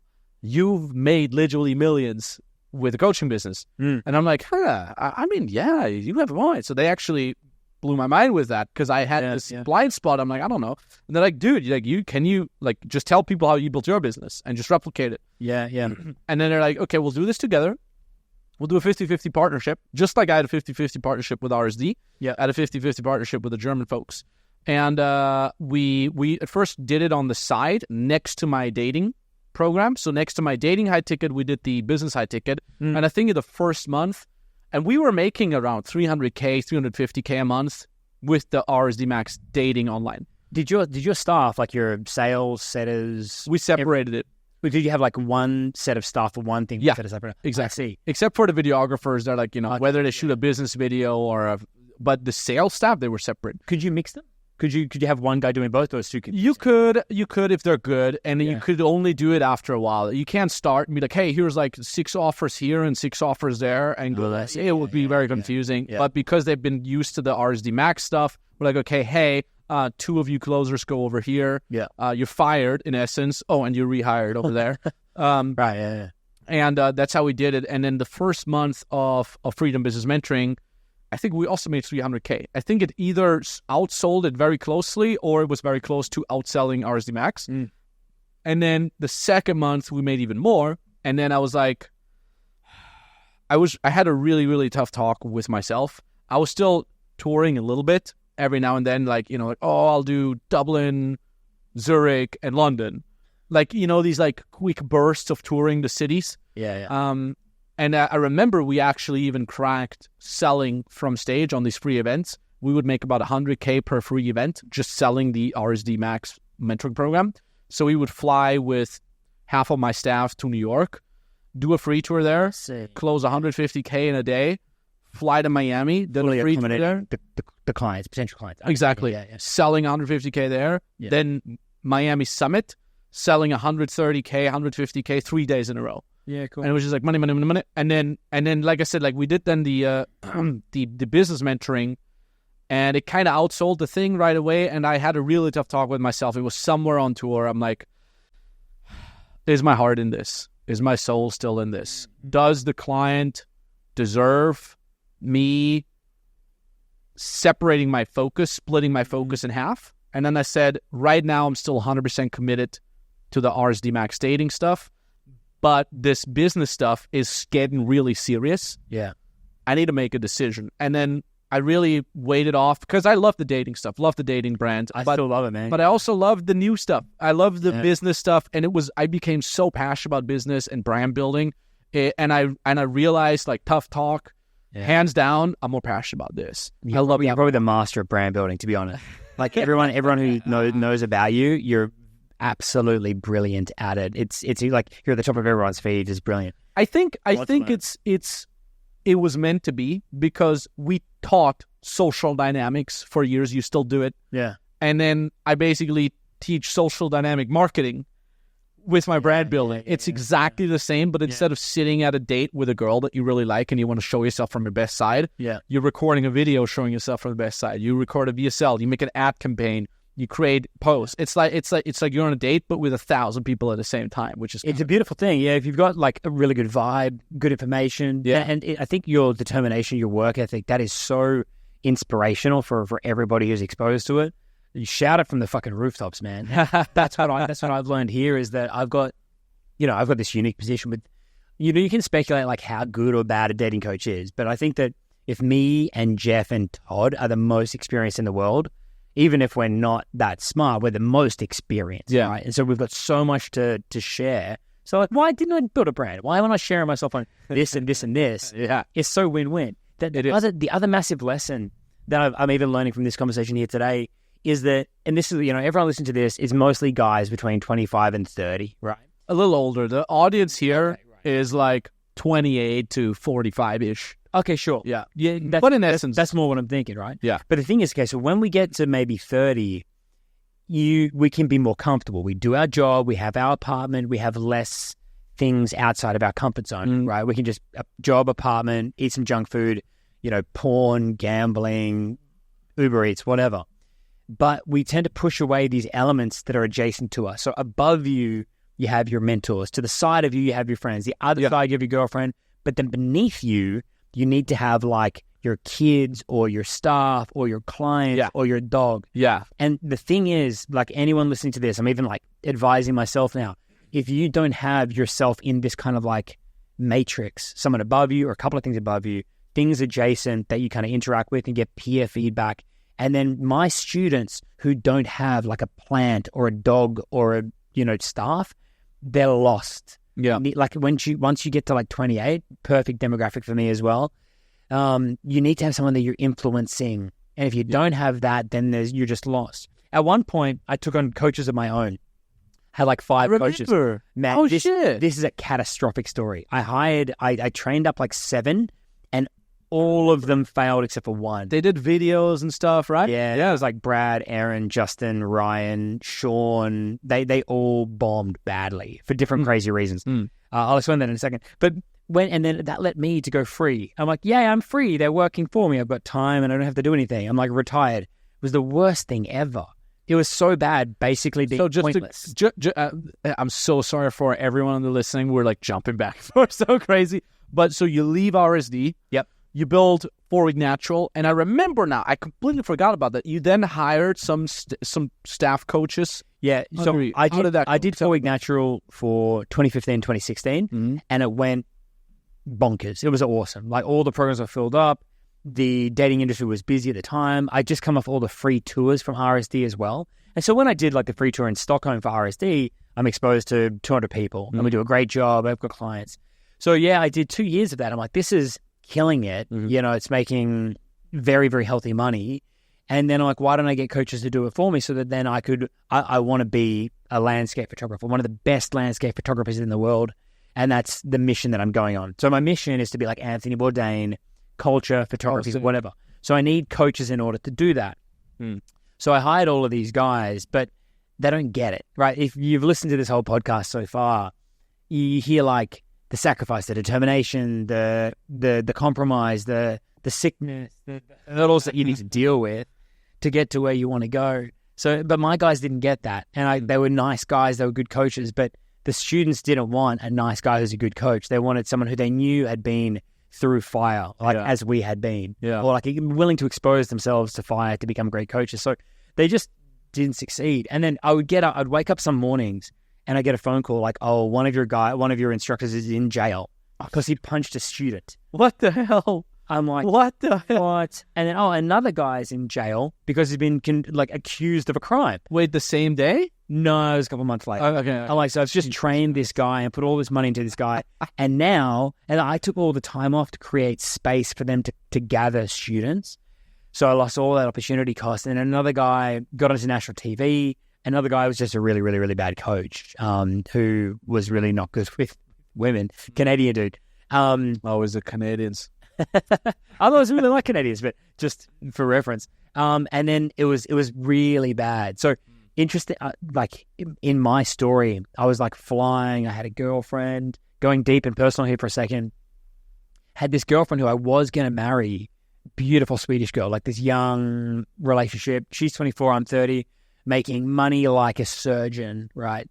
And then I was with this girl, and then I brought these coaches on. All the coaches failed. My business failed. And then I couldn't get a visa to move to her country. Oh. So we had to break up because I would have to wait. Wait, hold on. You couldn't get a visa for Sweden? Yes. That is now letting in all kinds of crazy criminals, stabbers and rapists? Because of that. Because we did the application for like a residential visa sort of thing. So they'd rather let people in from Syria, from Morocco. And it was during the immigration crisis. Everybody. Exactly. But an Australian guy with an employment, with a business, they don't let in? They said I have to wait for 24 months until they clear the immigration crisis. And they had these cruise ships full of immigrants waiting to get into Sweden. And so it was can you imagine, even like your girlfriend here, she's like similar age as me and that girlfriend. We had to have this discussion. It's like we have to be separated for like 18 to 20 months. So what are we going to do? Are we going to try to remain separated? Because Sweden said I had to stay in Australia while they processed the thing. Oh, you couldn't even be anywhere else? I couldn't be in Europe while it's processed. Jesus Christ. That's the thing. And she was on a scholarship, so she couldn't leave her scholarship because she already did for a year. Mm. So we had to, it was like a fucking Columbine. Like we had to do a death pact. Mm. So we're in love. We want to get married. We're happy as can be. I'm making good money before my business crashed. And then we have to say we have to break up because we're doomed. So can you imagine that? Like, it's so fucked. Then, actually, the business crashed because all those other instructors failed. I did try to transition to photography. It didn't work out. Mm. And then the debt was like hundreds of thousands of dollars. My brand was broke. Why are you in debt? What did you buy? I built the photography company, and it cost a lot of money to invest in those guys. And it's like a lot of overheads traveling and trying to make these programs happen. So all of the above, it all crashed really badly. And it was super bad for like 2018, 2019. And then COVID actually hit in my story. When COVID hit, I just lived in a van in Scotland for like 4 months, stabilized, got my shit together, got all these blood tests, realized my liver was destroyed, my stomach was destroyed, and that affects like your blood, your thinking, your brain fog. Then all that got fixed up, and then we stabilized the business, and then 2020 until now, it's been just rocking. It's been really, really rocking, and now working with you, we're going to expand and go more online with the Tinder stuff and everything like that. Mm-hmm. By the way, everyone says that Tinder is like so difficult. It's not. It's brilliant. We're working on that now. You're crushing it on there, yeah. We've seen some of your stuff and you're like, ooh. Yeah. That's where you met your girlfriend? Yep. That's where I met mine. Yeah, exactly. I know, you guys, so like, good. People say, like, where's my phone? Pass me the phone. It's like, it's over there. Here's an app that's supposed to give you dates. It does give you dates. It's a dating app. You just gotta use it properly. You gotta know how to use it, man. It's sick. Right, 5 things. Your photos, your bio, your understanding the app, understanding the girls, and then the messaging. So if we can do all of that, you're going to be absolutely... So photos, I get. Yeah. Well, what do you... I know my photos are banging. They're really good. Yep. And I want to see my... world-class photographer. I want to hear from you if I'm still doing it right. Okay. So what are good photos? Professional photography, probably? You don't necessarily need to have professional photography, even if you just have like an iPhone from 2013 forwards. Mm-hmm. But the trick is with the iPhone, you need to stand near the window, you need to laugh at your friend off camera, and you need to use burst mode to get the right emotion. Aha. So that first photo, it's called the soldier profile photo, right? And if you get that right, then you're in business. The second photo must be a dog. The third photo must be a group. The fourth photo must be adventure. The fifth photo Can be like a model photo or an authority photo or more adventure photo. Oh, no shit. Yeah. But you have a bear instead of a dog, don't you? I did have a bear. How did the bear compared to the dog? So shit. Really? So really? The image that he's talking about, when we went to Russia in 2011, you can do this tour. And we were like 27-year-old guys. You want to touch bear? Yeah. Vulnerable. We're like, so we can go from Finland to Russia and imagine the girls we're going to meet in Russia. Well, dude, when we're in Russia, we're like drinking in the club. I was never in Russia. People can't they can't buy a drink. So they come up like, can I please have one small sip of your drink? Oh, really? They can't buy Yeah, they sip your drink. It was crazy. And so, yeah, we're like, it was fun. Anyway, so on the main square, there's like a guy with a baby bear. I'm like, this is cool. Christ. This is like walking a dog, but I guess it's normal in Russia. I didn't know it's like, they would be mean to the animals or something. So like, yes, you can pet my bear, please, 50 cents. Yeah. So I'm holding it. And then I did have that on my dating apps for a while, me and a baby bear. Women hated it. No way. They hate, because it's like torture. It's not torture. It's a baby bear. They probably feed him Nutella. And you know what I mean? It's not like they're cheating them. Oh, okay. Well, because the thing is, like, the reason why I know is because girls would message me telling me and linking me articles how they torture the bears. Oh, no. So they control the parents of the bear to, like, get the baby bear and they profit. So no, it's not good. Of course. Don't do bears. And don't be the guy with, like, a freaking tiger. Like a sedated tiger in Thailand. It's like the Texas version of the Russian bear. If we do a Tinder call, it's kind of funny. Like you call up, we do a Tinder call, and we go over it, and then I just start laughing at these guys' photos. You know what I mean? Like you get some business guys or something, and you're like, "Oh my god, what are you doing?" And then it's pretty magic with Tinder. You just slot in the right photos. You understand the theory, and then all of a sudden you get dates, and it's sick. It's so nice. Like you can fix your dating life just that quickly if you actually get it right. Yeah. Anyway. Yeah. So yeah, that's part of the story now. Yeah. We got sidetracked over like 80 different points. Yeah. Okay. So what did we say? Oh yeah, the way I left. Yes. So yes. Yeah. We did the business coaching. That was 2018 or 19. I can't remember. At that point, I was already invited to like business events as a speaker. And I was like, I love this. It's the best shit ever. And then I had this candid talk with me and I'm like, I think I got to stop doing this. And then the last deciding factor was my back then business partner and mentor.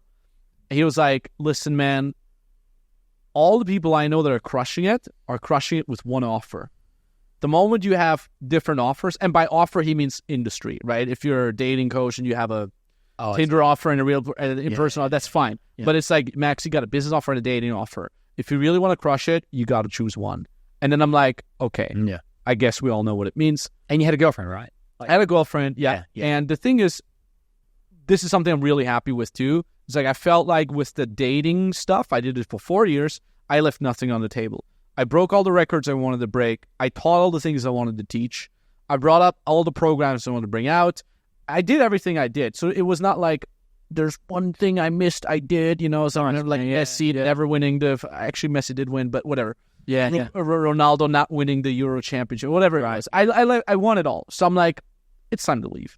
And then I shot an SMS a WhatsApp to Owen. He was also super nice. He's like, sorry to see you go, man, but all the best, yada yada. And then he's cool like that. Sorry to interrupt. Yeah, Owen's really cool like that. He's a very peaceful guy. So yeah, love him to death. Always did, still do. Always watch his video. His videos are so good nowadays. Do you call him Captain Redbeard? No. I know you. Yeah, that's like a very Australian thing. It's like Captain is here. Fuck yeah, we go like Captain's at the house. Yeah. Captain on deck. His videos are sick. Yeah. We learned so much of his presentation, his intensity, his execution. He's a revolutionary. Like he's mercurial legend. Yeah, fucking legend. Like folks, if you don't know Owen Cook, type in Owen Cook. Check out his channels. He does live streams like every day. He does like 3-hour live streams from his villa in the Hollywood, Los Angeles. Yeah. Literally every day. Yeah. I see like, streamed 1 hour ago. It's like I get up at 7 a.m. Austrian time. Yeah. And it was like streamed 3 hours ago because he streams it at like ungodly hours over there in LA. Yeah. It's so sick. And anyways, I shoot him a message. And he's like, yeah, fine. Yada yada. And there was some complications with the back then CEO. So Owen and Nick hired a CEO. Oh, so like a manager type guy. Yeah. He was the main reason why I left. So I had this thing of I'm crushing with the business offer. I want to commit to one thing. and that new CEO that came in. And I have to be honest here too, I was amongst the people that pushed Owen and Nick to get a CEO to get more structure in. Just like you said, it was very chaotic. Yeah. Brothership 10 out of 10, marketing 10 out of 10, leads 10 out of 10. The whole culture we built 10 out of 10, but structure within the company is 2 out of 10. Which is so, and I'm an Austrian, you mentioned before, like I want my team, I want the structure, I want the procedures. And I'm like, hey guys, you guys got to hire a CEO. And the first thing the CEO did was like come up with really weird performance metrics for each and every instructor. Like what? Like you gotta, it's not enough to be profitable for an instructor, but you gotta be so profitable that you're in essence paying for other operations that have nothing to do with you. And again, I really want to emphasize this did not come from Owen. This did not come from Nick. This came in from this new external CEO that came in. And I think there was a little bit of bravado in there too. I'm the CEO. I have to do some crazy ballsy moves here to show who's boss. And it was basically one of the reasons that helped me with my decision. So again, like I already thought I want to do something else. I already knew I want to commit to the business. The business coaching was doing so well. And then 1 month, it was, I think the last month that I was still doing the dating on the side.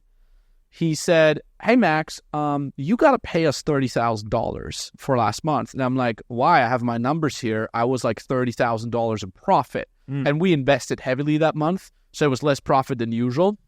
And he's like, yeah, I know, but it's not profitable enough. So you owe us $30,000. And I'm like, hold on a second. That's okay. That aside, you guys owe me $400,000 from the some of the video products that I've launched that you haven't paid off fully yet. There's a payment plan that they were adhering to. They were holding to the payment plan. They were paying it all. They were all good. But I'm like, just assuming, and I'll look at the numbers. I'll check with my own bookkeeper. I'll look at the numbers, and we'll see about that. But if it really does come to that I owe you $30,000, can you deduct it off the $400,000 that you guys still owe me? And he's like, no. He owns cash. And I'm like, okay, that's, listen, I have this business consulting that I just built. It's making me more money. I've already been thinking about doing that. You know what? If it's not enough for me to already be profitable, but I even got to be profitable to compensate for your CEO shortcomings. And again, not Owen, not Nick. It was that other CEO. Can you quantify where that's going, that 30,000? Like, I can't fully remember. He did list it up, but it was all, I'm like, this has nothing to do with my side of our partnership. Right. If you guys are overspending there, and if you guys need to hire an external consultant to go through your numbers, I'm not going to fucking pay for that. You're already getting 50% of my profit. And, you know what I mean? Like, why do I, and I would have understood if my overhead is 30% minus, and I have $30,000 more cost than I would have, and I'm in minus there. I would have understood, but I'm fucking profitable. It's not profitable enough for you, so that's not cool. So that was then one of the contributing factors. Anyways, I leave. Owen's all cool. Julian was one of the first ones that hit me up. He's like, dude, all the best, man. Let's keep crushing. Hey, if you want to collab and all that jazz. Really, really cool. Julian's cool, yeah. Yeah. Todd was like, if you need to say something, like, I can help. And I'm like, no, I'm cool. Like, I'm leaving very amicably. And I think that action has like destroyed something beautiful, like push you over the edge from you're doing so well, helping so many people. The empowerment, that's what I'm most interested in. It's a client. But it was my decision, and I'm sure I could have figured it out too. But I'm like, you know what? Look, the business thing is working so well. And then I leave with the business stuff. I start doing business consulting full time. We're crushing it in the first month. Second month, crushing even more. And I think the third month, we cracked $500,000 a month. It was the first time I cracked $500,000 in revenue in a month, and with very high profit margins. I think we must have had 50 to 60% profit margins. Insane, because it was all organic. Oh, wow. So we were crushing it for that. But me being me, I'm like, pay traffic. We should do fucking paid traffic. I want to run ads. I want to crush it with ads as well. It's not enough for me to just sell to my audience. I want to pay traffic. Little did I know, it's a completely different world to crack cold traffic.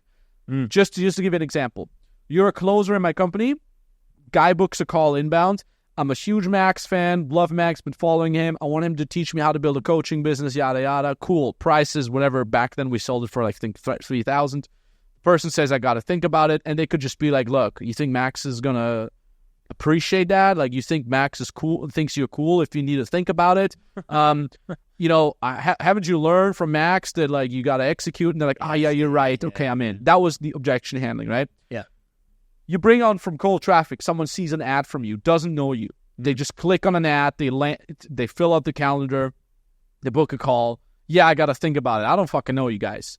And the closer's like, well, do you think Max? They're like, I don't know who the fuck is Max. Who the fuck? I just saw a fucking ad. Fuck you. Yeah. They're literally like, well, then I'll buy somewhere else. Fuck off, right? Yeah. So we had to eat shit so much the first couple months. And ads are expensive. So we would just blow $60,000 a month in ads and got nothing back. Nothing. Yeah, nothing. We would still make money from organic, but I'm like, this sucks. I don't want to spend $60K a month to get nothing out of there. So I had to make a decision. And to be honest, I would have had every right to just say, I'm making my $500K a month, all organic. I'm going to do this for another year, save up $5 million, live up happily ever after, maybe invest in some real estate. That's it. See you now, motherfuckers.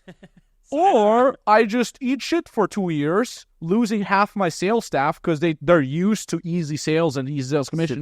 Don't want to do the cold traffic, reinvent myself, make a hard cut from my old brand, just reinvent myself and completely start pitching and closing completely cold people. What do I do? Fuck it. I want to figure out the hard stuff. I'm going to eat shit for 2 years. It's not enough for me to do well. And this has always been in my brain. It kind of goes back to what you've asked me earlier. That drive was, I always did the more difficult thing. Even in the dating times, when me and my friend would go out, we would see two attractive girls, one with a happy, smiley, invitational face, and the other one with the ice princess resting bitch face. I would always go for the ice princess because I'm like, and then I would approach together with my friend. Yeah. And he would talk to the girl with the smiley, happy face. They would hit it off immediately. They would go home after 30 minutes. And he's like, oh, my game is so good, bro. The girl was super. And I was like, just barraged with shit tests for 2 hours. Like, you're too short, you're weird, you're not funny, you think you're funny, fuck you. I always picked the harder ones. Yeah. So I did, as I did in my business. I picked the hard route. And I really, really had to reinvent myself. I had to go from Max, the dating coach, to someone more professional, someone more profound. I had to really make sure that every single client I delivered to, I over-deliver. Then we would get troll comments, fake reviews of people that didn't like the fact that I went from dating coaching to business coaching. So they would leave fake reviews, which of course now the cold traffic person who doesn't know me would read these fake reviews. Even if you have 95% positive reviews, all 5 stars, there's 1 or 2 fake 1 stars. People are like, oh yeah, that's the real one, right? The 95 positive one, they must be fake, but the negative one is. We would lose we would lose deals. It would be painful and I would hate it, but I had to fucking reinvent myself. And then we did crack cold traffic to a point where actually now, the last 2 years, we only sold cold traffic. So did you crack it by trial and error, or you brought us some really good consultants? Both. Yeah. A lot of trial and error. Yeah. A lot of expensive mentoring of great fucking mentors. Completely revolutionized my entire sales team. Fired or lost my entire sales team except for 2 guys. Yeah. One of them now, our head of sales, Nico. And everybody who talks to Nico, they're like, who the fuck is this legend? And Nico came in. I want him to be my sales guy. Dude, everybody wants that. Everybody's like, hey, why can't Nico close for me? Here's a funny thing. Nico came in as the lowest of the sales positions. Yeah. He came in as a goodwill setter, which means he wouldn't even get fresh leads. Yeah. He would come in, and he was one of the last staff that came to my Kiev office. And he would come in, and we'd be like, here's 2,000 people from like the last 3 years of like the dog shit leads that never ever picked up. Go call these guys. And then he worked himself up to regular setter. We could clone him. Look with his genetics. Yeah, we can probably in a laboratory. This guy's very, very good. He's a great guy, great closer. Yeah. I just wanted to in the meantime, the lesson here is that for a guy like Max, and I'm kind of learning this more now, that if you're going to change or pivot, or what you're talking about is like take on a new side hustle and make money. If you can kind of from the outset smile and expect to shovel shit a little bit. Yeah. But if you can laugh about it and be like, hey, this is going to be a bit of a fucking mess. There's going to be some drama. There's going to be some bullshit. It's as simple as you thinking to yourself, this is going to be fucking turbulent. That's funny. That's annoying. Oh shit, I lost a bit of money. Not the end of the world. It's just another, 1 step back, 2 steps forward. Yeah. If you can get that in your head, then your potential is unlimited. once you've done that, then you can kind of crack everything, like, dating and finance and with your body as well. It's just like that. You kind of laugh about it. So that's been a huge lesson. As long as you're ready for that, you're going to be good to go. And it's you have to expect it. Just like with dating, like if you're like, oh, I'm the shit, every girl's going to love me, well, you're going to get a reality check. Yeah. And this was always something that I loved with your coaching was I was like, just expect like to get normal reactions. They're not going to be super good. They're not going to be super bad. The girl will just endure that you're there at first. Yeah, like if she adores you and accepts that you talk to her, even if she's not all over you, that's fucking good enough. She'll get stifled, actually. Exactly. That's a beautiful word to say. Yeah. I noticed like your personality today, like everyone around you is going to be stifled. A girl can't be alpha around you. Yeah. And like you guys, like when you're around a girl, you put your foot in your mouth, you say stupid things. That's when they get like a resting bitch face because they could like you. But most, especially European guys, are looking for a positive sign or something. So weird. I had an epiphany recently, a new game epiphany. Oh, wow. Let's hear it. 2024, everyone. Right, so this is the question is like, what do women want, right? What do women want with a man in dating? So 3 things. The guy has to have zero doubt in himself. Just not like confidence, but just no hesitation. No hesitation to go talk, to ask out, to move things forward. No hesitation. You don't need to be like 11 out of 10 or rich or ballsy. Just no doubt, right? That's box number 1. Number 2 is it needs to be clear, so clear from the very beginning that if the girl didn't go for you, that another girl would go for you. So an inherent fear of loss, right? That needs to be there. And thirdly, you need to be able to individually connect with the girl. So take the time, understand her, appreciate her, acknowledge her, so you have that individual connection as well.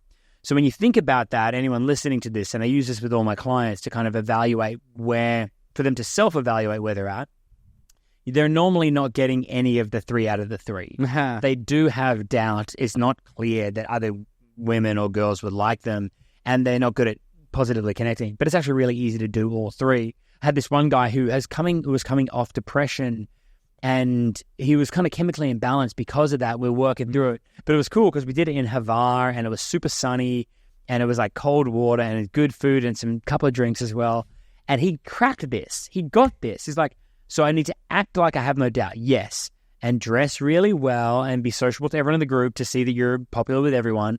And then take the time to, as our dads would say in Australia, chat up the girl, chat up the chicks. Is that what they say in Europe? Like, I don't know, man. Go over there and talk to the girl, chat up the birds. And that was the epiphany. Like, what do women want is no doubt, jealousy or fear of loss, and then connection. And you can, if you think about it that way, you can start to figure out why your game or your approach game might not be working. Yeah. Anyway, so that was a cool epiphany. And it's been going into all of the coaching so far. That is sick. And that's what I love. It's like you take something that looks really complicated and you break it down to like 3-4 core pillars. Sure. And that's also, by the way, funny enough, that's what I had to do to reinvent my company to make cold traffic work. Because when you run paid ads and cold traffic, paid ads, paid advertising, aka cold traffic, you're doing marketing on very hard mode, on brutal mode, basically. And when I made that decision of, okay, I'm going to go all in, I'm going to choose the hard part no matter what, I had to start breaking down everything that was going on in my company, from a person signing up from an ad all the way to the sales call, to the reminder to the sales call, first call, second call, close, and so on and so forth. And what I did was nonstop listening to sales calls of my staff. AirPods, hands-free mode, basically everything I did all day. That's how it works. When I'm not working on the business, when I'm like making steak, doing the dishes, taking my walk, sitting on the toilet, I would have my AirPods in, listening to sales calls. Yeah. And then I would learn how to record ads, learn the system behind recording ads. I used to hate recording ads. Nowadays, we record around 100 ads in an afternoon. And the secret is you record 30 different hooks, 30 different bodies, and 30 different outros. Wow. And we all slap it into one little teleprompter, and it's just like the hooks. It's like, here's how to make money as an online coach in 2024. Here's how to make money as an online consultant in 2024. Here's how to make money as an online coach. Here's how to make online It's just and then we just Frankenstein them all together. The best converting hook goes along with the best converting body, goes along with the best converting sales. Call to action. Yeah. Anyway, so I did all that. Jesus. And then I had an epiphany because I had never done sales calls myself. I sold from stage, like you and I, when we sold free. Yeah. And I'm like, I'm listening to these sales calls. I'm like, this is literally like social dynamics. This is literally like dating. Yeah. And I would listen to a sales call of a closer, and for example, the person on the call would say, I'm not sure about it if I want to buy. I got to think about it. And then the closer did structurally the correct thing. They would ask them, well, money aside for a second, what do you think about the steps that we've discussed? And the person said, they're fine, I guess. And the closer hears, oh, well, he said fine, so that's good. And so that's not an objection. And then they would move on and try to find another objection. But I'm like, you didn't hear that they said, I guess? You didn't hear the tonality? Does that sound like someone who's 10 out of 10 sure? So I'm like, this is literally what I would hear on a date when I'm talking to a girl, even though she says fine. I mean, this is a kind of obvious example for some people, but the tonality at the end doesn't give me assurance. It doesn't sound like they're very sure of it. So I would literally then, go on all these meetings and all these extra Zoom sessions with my sales staff. And I'm saying like, hey, listen to this tonality. And the next thing I knew, I was teaching social dynamics in a weird way to my sales guys, what I used to teach. And all of a sudden, my sales guys, most importantly, Nico, started getting really fucking good at that. They would hear what people would say between the lines. And I'll never forget that. Nico, the guy who came into a company 2 years before as the lowest cold setter ever. That's a great story. Now one of my main closers, and he would literally just sell to a lady that clicked on an ad 12 hours ago, and she bought for $25,000 12 hours later. And she had no idea who I was. She just saw an ad, came into a funnel. Nico closed her. She became one of the best clients ever. She actually ended up doing grief coaching, where she helps other women getting over grief, over the loss of their husbands. And that was the first moment I realized we're onto something here. I chose to go down the hard path for 2 fucking years, eating shit, and now we get people that just buy from us right away. And now, 2024, by the time of the recording, we're doing both. That's why I started the Max Tornow podcast again. That's why I get guys like you or the other RSD folks on, but even guys like we had Ty Lopez, we have... I'm sitting here thinking this is like the keys to heaven. Yeah. Right? If you learn how to close cold traffic from paid advertising and you then add organic on top of that, you're done forever. Because, sorry to interrupt you. The good part is that the thing is that you're selling is something that you love doing to people who love doing it. And it's worth the money. But that the keys in the middle, the key in the lock is, the cold traffic, is to help them to get what they want. Because they're sitting there on the internet. Find the win-win. They're sitting there and you're doing these fucking hard yards to help people to get exactly what they want. And you're making the money. They're making the money. They're solving whatever problem it's going to be. Dating in my case or whatever. That's brilliant. And I really admire that. I'm really willing to learn from that to help other guys that I know to unlock the key in their day. Whatever. Yeah. So that's also been another good thing to learn from you is that I think you do look at it like the business game.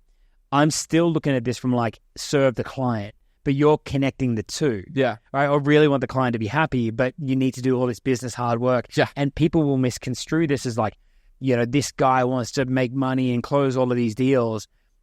But that's the small picture. The big picture is that you've got a great service and they need that great service and they'll love the service and it'll change their lives and all that good stuff. So that's what I'm getting out of this. Yeah. It's awesome. That's the keys to the heaven. Yeah. Anyway.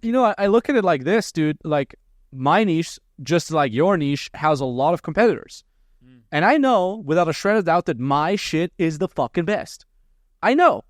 And honestly, looking at all the dating coaches that I've worked with, I know that your stuff is probably amongst the best as well, if not even the best. So it's like, if you don't hard sell them coming to you, some other schmuck is going to hard sell them, and then they're going to get an inferior product. So it's almost like your moral obligation to fucking sell hard. And I tell this to my team all the time, because sometimes people get shocked. They're like, oh, wow, you guys are pretty hard closing. But yes, but look at this. Look at what we're doing for our clients. Look at the wins. Look at the reviews that they're giving us. We're hard closing, but we're also fucking hard delivering. And that's how I can justify it. Delivering, yeah. Because I know when someone comes in and they fucking hit me up on my 30th fucking birthday, I'm fucking replying. I'm at the birthday party, because that's what I did, my 30th birthday party. Yeah. I'm at the birthday house with 60 beautiful women and all my best friends. I'm walking around the fucking corner where the DJ music isn't, and I'm on that fucking call. Yeah. When a client calls me at fucking New Year's Eve, Christmas, I don't care. I'm there for them. Not because I'm the saint and I'm saying this to fucking sell you. I'm doing this because, fuck it, why not? It's there. I already read the message, might as well reply. Yeah. And that's also, and I have this instilled in my company culture. We have a little wins group. A lot of your posts have been in that wins group. It's just an internal group where all of our staff is in there. It's like, look at client so-and-so. Look at how they're crushing it. Look at how much money they made. Look at how they're thanking us for being there for them. And then I'm literally saying, who closed this guy? Who closed them? And then the salesperson is like, yo, I closed that guy. It was a super hard close. I could almost not close them. They really didn't want to buy it first, but then I showed them everything and then they got convinced. And look at them now, being all fucking grateful. I always make my staff connect the dots. You hard close people, but at the same time, they get really awesome stuff. And at the end of the day, everybody's fucking happy. My girlfriend. I had to ask my girlfriend out 6, 7, 8 times till she fucking said yes. You should have had me as a dating coach. Yeah, I should have had you as a dating coach. And I'm saying, like, you know, if I hadn't been persistent, we're together for almost 8 years now. I love her. She loves me. We want kids. I love that, yeah. If I hadn't been persistent, I was persistent because I know I'm gonna have the best fucking date with this woman ever. Yeah. And by best fucking date, I mean pick me up from the gym. I'm sweaty and I smell bad, but at least I'll be really funny and you won't forget me. Yeah. So when I say best date, this is one thing I learned from you. It doesn't need to be like an expensive fucking date. It's just have a good fucking time. Yeah, sure. But the last thing I want to say here is everyone can do fucking organic because it's easy, okay? When you build a brand, everybody comes to you. It's so easy. They're your fucking fans.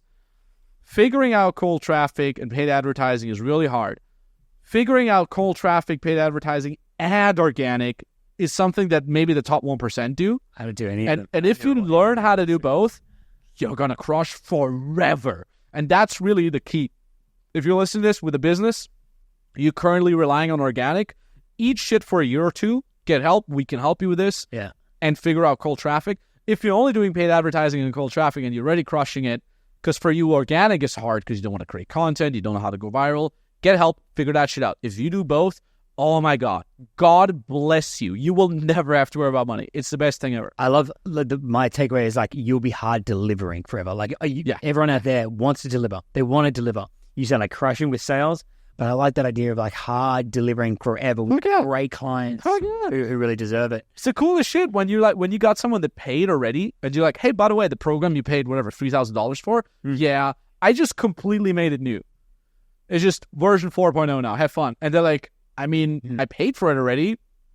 It was great already. Why did you put the work in and do it again? Yeah. Fuck it. It's better now. You have lifetime access. Have fun. I love that optimization. So coming towards the end of the conversation. We're not having an end. Fuck it. We'll go 4 hours today. Well, how long have you been? The end direction. It's 1 hour 50. Only. Yeah. Well, do you want to grab steak already? Come on. No. I've talked too much. Let's have you talk. But yeah.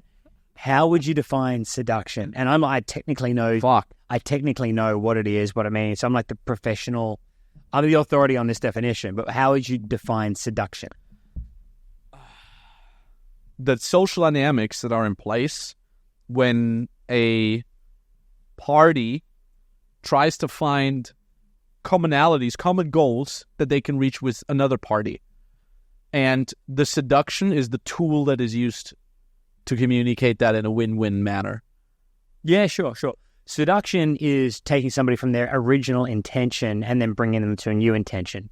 And that's where it comes in. That's a good one. That's right. You're right. So you see somebody over there, a potential client in your case, or a woman in my dating coaching case, and you think they don't know who I am, they don't know anything about me, and I want to take them from their intention of naivety towards me, and then make myself known to them, have them date me, let that lead to openness, rapport, connection, and then intimacy. In the words of the average guy, I want to get laid. So that's what seduction is. Yeah. And as the guy, and when we're doing dating coaching, we call like host and guest. So the guy is the host and the girl is the guest of the conversation or the relationship of the date. So that way you think, okay, you're the guy, you got to host everything. And the guest, when the guest is in the role of the guest, it's very like, you think about how girls behave, girls or women, I say, they're, when you're in the role of guest in somebody else's house or podcast, you're kind of waiting to see what you're allowed to do in somebody's house or podcast or event, whatever. So as the host, you set the precedent of what's allowed, what's going to happen. And if you set a wide precedent and have a lot going on, then you can enable your guests to do a whole lot of things and you'll seduce them. Now, seduction, in the media, it's got kind of a negative connotation or something. This guy was trying to seduce women. That's a good thing. Well, what is the seduction? Stop being, as a young lady or girl, stop being afraid to take risks and meeting new guys. Go on a second date, give him a chance, let your heart be a little bit open. And if the guy's a half-decent guy, which a girl's spider sense should be able to pick up on if he's a good guy or a bad guy, then allow the seduction to happen. Let yourself go with this guy, and there's going to be some compromise, a sense of vulnerability, a sense of I might get hurt here, and of course the guy can get hurt as well. And that's what happens. And when you're being sold to, or when you're trying to sell a client, they're going to feel vulnerable. They're going to be the bitch. They're going to be like, okay, fine, I lose. I'm going to pay. I've been seduced. But then you think, okay, fucking, I'm on board with this. Same with the girls that you meet and seduce. You win them over, bring them onto your side, and the girl is really bought in. And that's if it took a couple of efforts to connect with your girlfriend. When you did connect, then she's bought in. But we, as the host or the client or the deliverer of value, this is my 4-week natural dating coaching thinking. I want to deliver. So fuck yeah, I want to seduce my guys to do programs. It's fucking awesome. Yeah. Imagine this. There's going to be 5 or 6 guys on a boat to Croatia in about like a week. On Tuesday we begin. Today is Wednesday? I don't know. Yeah. 6 days from now. So they go over there with a little backpack and their bad fashion, their bad haircut. And they're going to meet like the 6 other guys and like, what are we going to do? Da-da-da. Alex comes in and I like get them all excited, empower them, haircuts. We're going to the bars. We're getting dressed up properly. Nice. Giving them a game plan of how to talk to the girls. And the guys are always like, am I allowed to do this? Yes, do this, say this, offer this, lead this. And then they're like, hell yeah. And what's funny by the end of the program is oftentimes they think I did nothing. Nice. They're like, Alex, don't talk to me. I've got my dates. I haven't had that time. These fucking guys, the students they have, they like, it's very hilly in Croatia where we do our program in Croatia. And instead of taking the girls up to their house in the hills, which is only 100 meters, but it's like uphill, they jump onto these boats. They go from boat to boat to boat to boat to boat. And then they go out onto a yacht and there's like beds in the yacht and they like sleep with the girls on the yacht. Nice. So there's like jacuzzis in the hotels. They jump in the jacuzzi together, hooking up with the girls. And the girls love it. The girls like, here's a guy who has brought me along on his journey and he's hosted a great time and it's been fun. It's been connection. It's been respectful. There's been intimacy. He's helped me to get home safe. We had a drink afterwards. The amount of stories these guys have, we don't want to call like hooking up wins, but great experiences that they have. I mean, that's what it is. Yeah. For a young man, like that's life.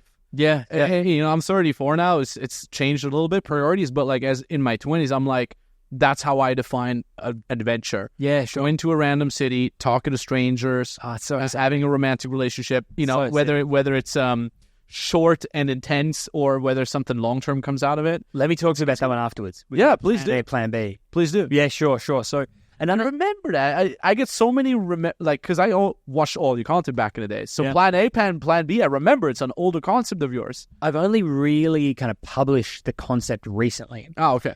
Like maybe I've heard you saying it. I kind of spoke about it, but it's like I kind of formalized it more recently. So a lot of you guys out there, we talk about traveling and there's like traveling lifestyle. And what a lot of guys are looking for is like, let's travel to Poland or Croatia or USA or Vegas.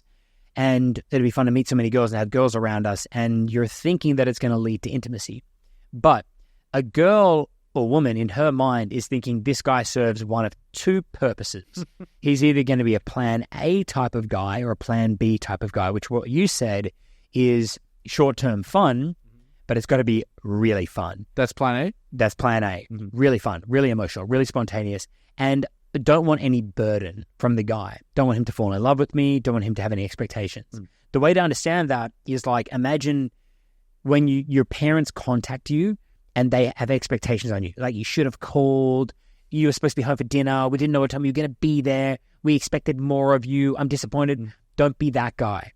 But plan B is slow and steady. And the girl thinks, well, I want to have a proper relationship and I want to put my time and energy into something that could be something. And that's how generally women between 24 and above, adult women, think. So as a guy, if you're traveling, you really need to commit yourself not to be like the boyfriend on holiday. If you're going to do plan A, do plan A well. Be passionate, be spontaneous, be reassuring, make consent really, really clear because it's a part of reassurance.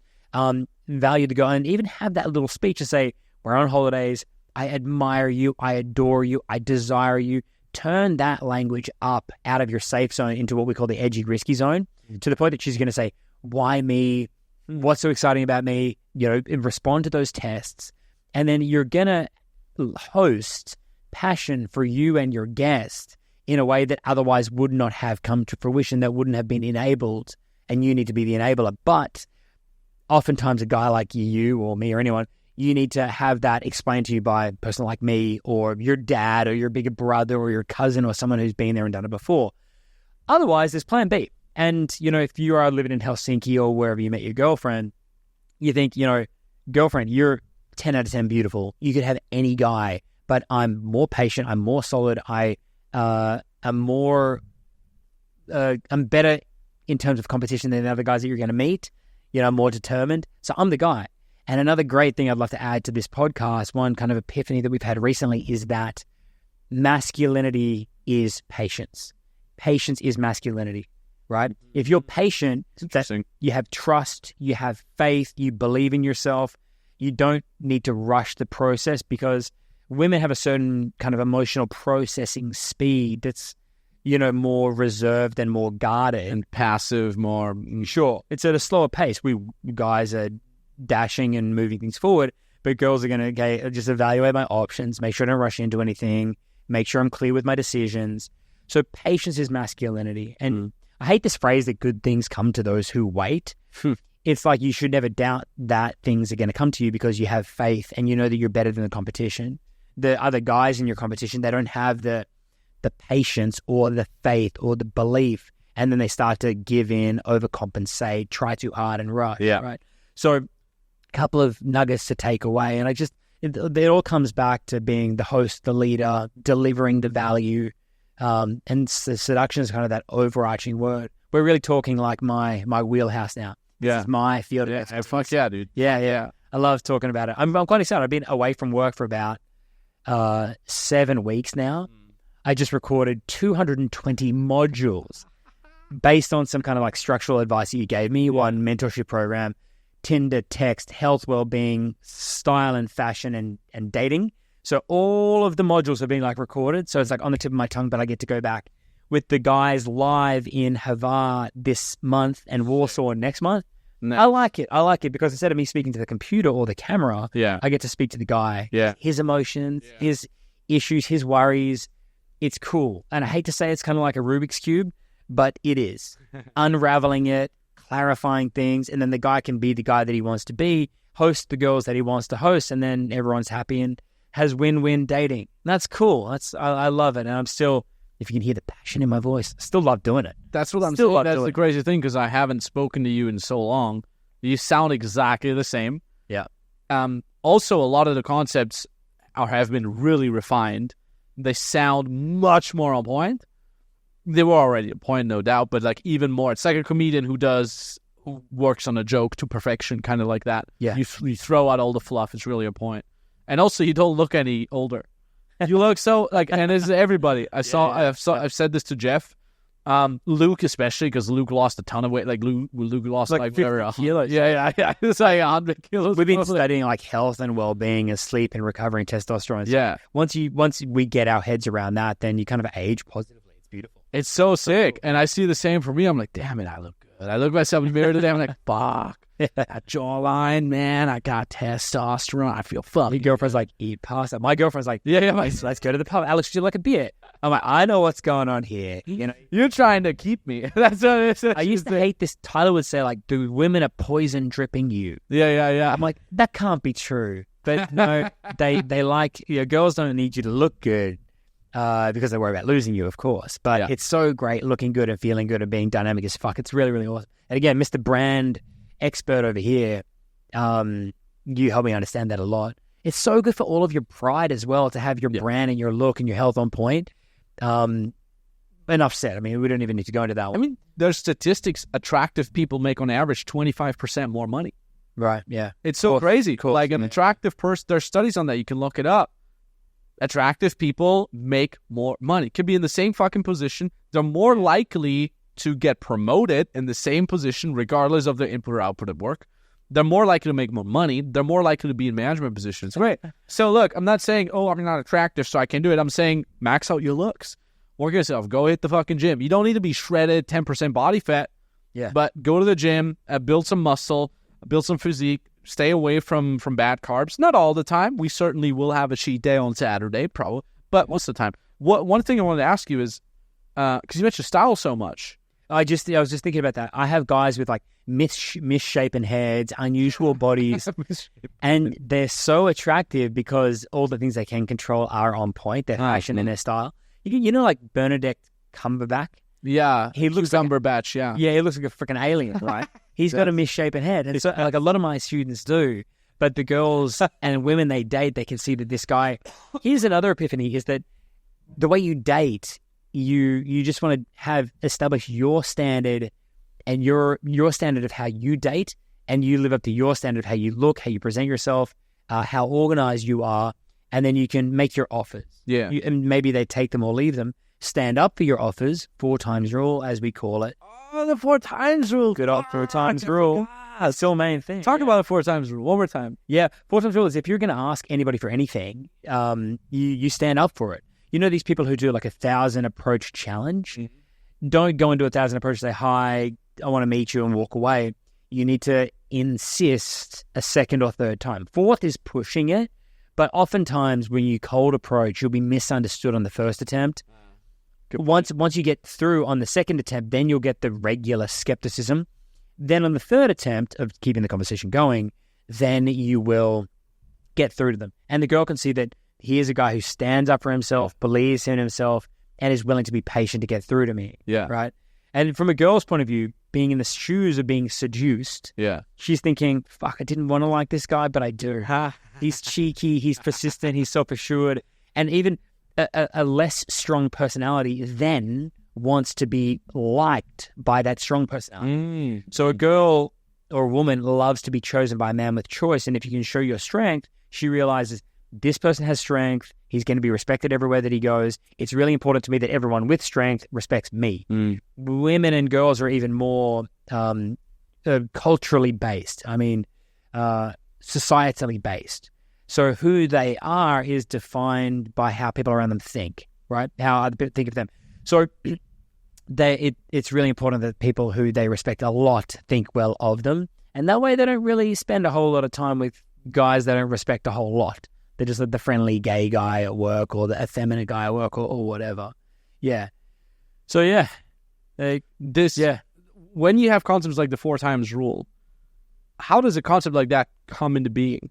It's a wild story. Because I'm like, it's a wild story. You tried stuff twice, and I'm like, oh, maybe I'll try this. Is ridiculous, this story.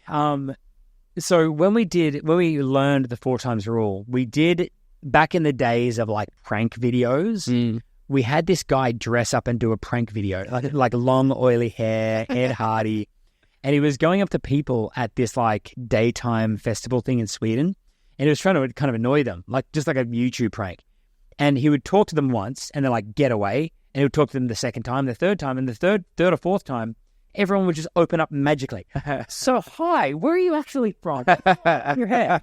So we didn't actively invent it. It was born out of a prank video called Chode's Night Out too. Oh, I remember that. Remember it? You even showed it at your hot seat, right? Yeah. I remember someone looking really ridiculous and showed that's how the 4 times rule. Yeah, that's how it was born. And I'm like, wait, so people just become your friend after the 4th time? Oh, well, I get it. No, the 5th time is like pushing it too far. Yeah. That's fucking funny. My hands are like, I just realized, are covered in go-kart dirt. I love it. Oh, good. Podcast, long conversation, and then steak and more long conversation. Like, that's why it's so funny. Like, so often, so many times, I wish we could bring the podcast to the steakhouse, because a lot of times then the value keeps going. It's so fucking sick. Anyways, more Tinder stuff. Tell me more about that. So we said profile photos are really good. Sure. Bio. Hit me up with them bio. Hinge or Tinder? Is that the same? No, What's the difference? Hinge is prompts and Tinder is bio. Oh, what is prompts? What's that? Prompt is like, I'll fall for you if. You have to fill out You get to meet my parents if. Oh, no shit. Things that we That's have. actually kind of cool. If being is right, if this is right, I don't want to be wrong or something like that. Okay. So all those sort of things. So quick tips on those things. With your bio, which applies to Tinder and Bumble, you need to have a really good, what we call a catch line, right? Same like a hook, basically. Oh. So the first thing that they read needs to be good. You need to make your job really, really clear. So it needs to be clear what you do, not like entrepreneur. And don't try to be funny by saying... I have entrepreneur in my... Right. Well, it doesn't make sense. But if you said owner of marketing company, owner of Helsinki-based marketing company or Cyprus-based marketing company, that would make sense. A girl can make sense of that immediately. And then if you can make it sound on the prestigious side, as opposed to studying law, you say law, I don't even know the jobs of law, like a law person. Lawyer. Yeah. Make that really, really clear. Good catch line. My catch line at the moment is consider your chair pulled out. Right. Or like that's so good. Before that, I had fat guy personality, normal guy body, right? So that's catch line. And then you need a kind of a resume, right? So crystal clear what your job is. Not to brag, but just so she can understand you. Like, who is this guy? What does he do? Is he the painter or the lawyer or the builder or the carpenter, whatever it is? And then a micro resume, which is like, I have these dogs, I speak these languages, I like this food, I like this type of gym. Then some kind of quote, which would be, smile, laugh, agree, then do whatever you're going to do anyway. And got to be a call to action. That's Robert Downey Jr. Robert Downey Jr. Yeah. Love that one. Love that one, man. Yeah. So a quote by a famous person or like a philosopher. It could be your own philosophy. It could just be a little reflection of your personality. And then your call to action should be on point. So my call to action, and this is, use it by all means, is I'm going to ask you a couple of questions and book a proper date, right? And make a reservation for a proper date. That's like my call to action. And most girls are on a dating app for plan B to have an actual date. And once you do that, and to be honest, you need to use the app functions. You need to boost and do those sorts of things because good girls are getting a lot of attention coming to them. But then it's super easy. I did a concept when I did my program and I had like 35 beautiful matches on day one, on a Sunday.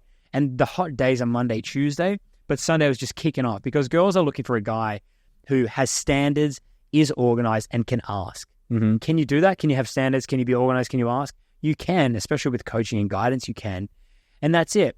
With Hinge, where you have prompts, it's this magic thing like a 1-2 punch, right? So if I think, I forget what mine are, but it's something like, the voices start, if I don't take my meds, just joking. No, I forget. But imagine if, say, like, I've got to like my phone. Yeah, actually, it's right here. It's behind the rolly box. Is that yours? Yeah. Can you meanwhile ask my girlfriend how she's doing? She's probably. I bet. Okay, let's bet. I would bet my girlfriend is at an ice cream place, and she's like, "I found an ice cream place. It's great." With on the side of the road where puppies are walking. Yeah. That would be the perfect thing. Like, or she found a cat somewhere. One of these two. Did you ask her? Just be like, what? Okay, let's do it. It's like, hurry up, boys! I want to get some steak and food. Yeah, no. Where are my prompts here? Meanwhile, we gotta pull up the prompts. Hinge is brilliant. Ask if she's at an ice cream place. Do her Finnish accent. Yeah, come on. I'm listening to one audiobook. I am listening. That's like the guy. Actually, Finnish girls speak way better English, I feel like. All right. Oh, wow, dude. Okay, I'm literally looking at only women that say that are matched with you. Oh, okay. Interesting. So what is this, Hinge now? Or what is this? Is Hinge. And Hinge is How did you get so many matches, man? That's insane. I'm technically the best dating app coach in the world. Well, look at I'll show you the my prompts. Okay. All right. Check it all out. Oh, okay. First photo. Look at that. Damn, dude, that jawline, though. We'll get along if you like art, weekends away to European places, fitness, binge drinking, healthy eating, calling in sick to work, and spirituality. So this is the 1-2 punch. I love the binge drinking because it sounds like such a nice guy. That's like binge drinking. What the hell? Calling it sick to work. And spirituality like this. And in the same thing, you do the funny side and then the serious side. So my serious side is if you'd like a 9-to-5 guy to cook with on weeknights and attend events with on weekends. So you're covering both bases. Yeah. You can actually show your personality. Most guys will say, we'll get along if you like Game of Thrones. Yeah. Fuck that. We'll get along if you like to go for especially season 7. Yeah. Fuck that. Okay, this one's really good. I'll introduce you to my family if that's the Hinge prompt. Yeah. I'll introduce you to my family if unplanned pregnancy leads to marriage. Haha, nah. You can meet my mum and dad if you feel like a vacation to beautiful beach in Australia. Of course. It's always worth the trip. Of course. I go crazy for, here's the prompt, missing one day of my meds, then the voices start. Jokes, I go crazy for breakfast restaurants with a view, weekends away, early mornings, beautiful sunrises, and breakfast restaurants. All right. So it's always that 1-2 punch that makes it work. Yeah. And then getting that first profile photo right. Yeah. And then your dog photo. Always. So cute. Here's the team. That's my group 6. The group photo, Ocean's 11. Yeah. You got a lot of group photos. Nice. Yeah, group is so good for your Tinder guy. It's like, don't look like you're just standing around in isolation, like they just let you out of prison and you're trying to find your purpose again. But this is it's all about that. It's really cool. And you know what most guys want now is it is pretty time intensive to go day game or night game. And go out at night or go out at day. But to have this organized and to know how to do this, and then we all go to festivals, food festivals, music festivals, to get contact details there and then connect it with the number. Yeah. We call it the negotiation, actually, not like asking them out, because the negotiation is easy for a guy to understand. So you say, okay, start negotiating with that girl. Start with an offer. My offer is this time, this place, this dress code. The girl or the guest is not going to say yes or no. She's going to say, I love that in principle. And most importantly, I know that you're the kind of guy who can ask. So straight away, you're in the flirting box. Great. I'd love to find out where this goes. And curiosity kills the cat, right? She's like, I don't know if I want to date right now, but I don't want to miss the date. What could happen with this guy? It could be a really good story. I love to be made to feel special. I'm so curious to know what his offer would be. You know, say, for example, if somebody wanted to buy your business, right? Maybe that's relevant, maybe not. And some weird dude from the fucking Galapagos Islands, and he wants to buy your business. And you're like, you're going to fly me out? I'll listen to what you have to say. I'll take your fucking flight. I'll listen to your Jurassic Park shit. You know, imagine like an island off fucking Ecuador. Spared no expense. Spared no expense. You're going to listen. Even if you're like, I don't want to be bought out. I don't want to have a boyfriend. I don't want to have my business bought. You'll listen. Yeah. And then once you start listening, then you can get seduced. Or maybe it's a super fucking boring person who lives next door. It's like, I want to buy your business. And you're like, fine, you're putting on a dinner? Okay, I'll listen. I'll take the special treatment. But then you can get seduced or sold to or whatever. So that, you know, in working with I think you kind of turn the notch up in getting shit done, moving things forward. And it's for the greater good in everybody. And as a guy, it's kind of your responsibility. We are less prone to pain from failure than women and girls are. Therefore, we can fail more and make more things happen, which is for the good of everybody. It's brilliant when you look at it that way because it really, really is win-win. And somebody has to build that bridge and create that opportunity for everybody to get along more. And if you're not going to do it, like the 7% of guys who get it, you're going to be left behind and you'll be 30, 35, 40, and you'll be single, out of shape, unhappy in business. But what we mentioned before, have somebody above you, have the people beside you, friends and girlfriends or family, and people below you, even if you mentor them or help other people. Or what I tell my fucking students is get a cactus, get something to care for, right? We have these hormones that kick in when we're about 29 that make us paternal, and we almost are willing to give up our own happiness to serve others. This is well documented in a book called The Male Brain by Luann Brizardine, link it or whatever. And if you don't have that, you need that. We also still need our father figures. So have something to help. If it's your staff or a dog or a cat, whatever, then you're going to be golden. Without that, when I got into that point in my life when I was like 32 without a girlfriend or my staff, it wasn't good. You just go to a bar and sit around and do fuck all, and then you eventually start self-destructing. So don't do that, basically. Yeah. Wow. Yeah. Damn. Yeah. Dude, how can people find you?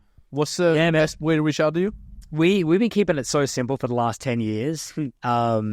4weeknatural.com, or you can Google Alex Social and it all comes up. So the program is called 4weeknatural.com because even though I'm the conductor of the program and I'm the authority and the world's most experienced dating coach, it's about you. It's about your 4 weeks and what we can do on the program. It's not alexsocial.com. Yeah. So 4weeknatural.com, and then you can book an information call with me, either about doing the event or we can do a consulting call. Or what we're working on together is that I can coach you over a 12-week period on Tinder and text game and health and well-being and all of that kind of stuff. Not because I think that's kind of like a downsell to 4 Week Natural, but a lot of guys can't get 4 weeks off work or 4 weeks of travel or whatever it's going to be. So that's why, I go to New York and London and Melbourne in big markets and they all fill up. But online coaching is now becoming a thing because it's the way of the world and this guy's really conducting the way. But I love it. And I love that when I get these guys and it's the one-on-one connections, what's your story? What's going on? What's your love? Your romantic comedy in your life? I love it. And I can see it from the top down and we see the fucking matrix. It's so cool to share and reveal the matrix to the next guys. It's brilliant. I love it. Dude, we're going to put all the links in the description for Natural, your Instagram as well, anything. Is your YouTube. Yeah, 4 Week Natural. I barely have done anything. I coach full-time, word of mouth, and now it's fun to do this because as you taught me is the more I speak, the more I can deliver, and that's my purpose in life right now is to deliver.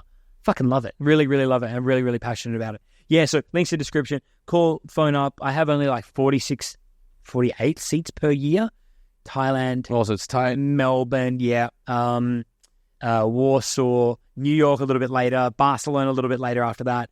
And then I'm kind of shutting half of it down and only doing a little bit exclusively as I eventually transfer to photography. Eventually. But I'm on kind of this golden world tour now, the one last big round trip.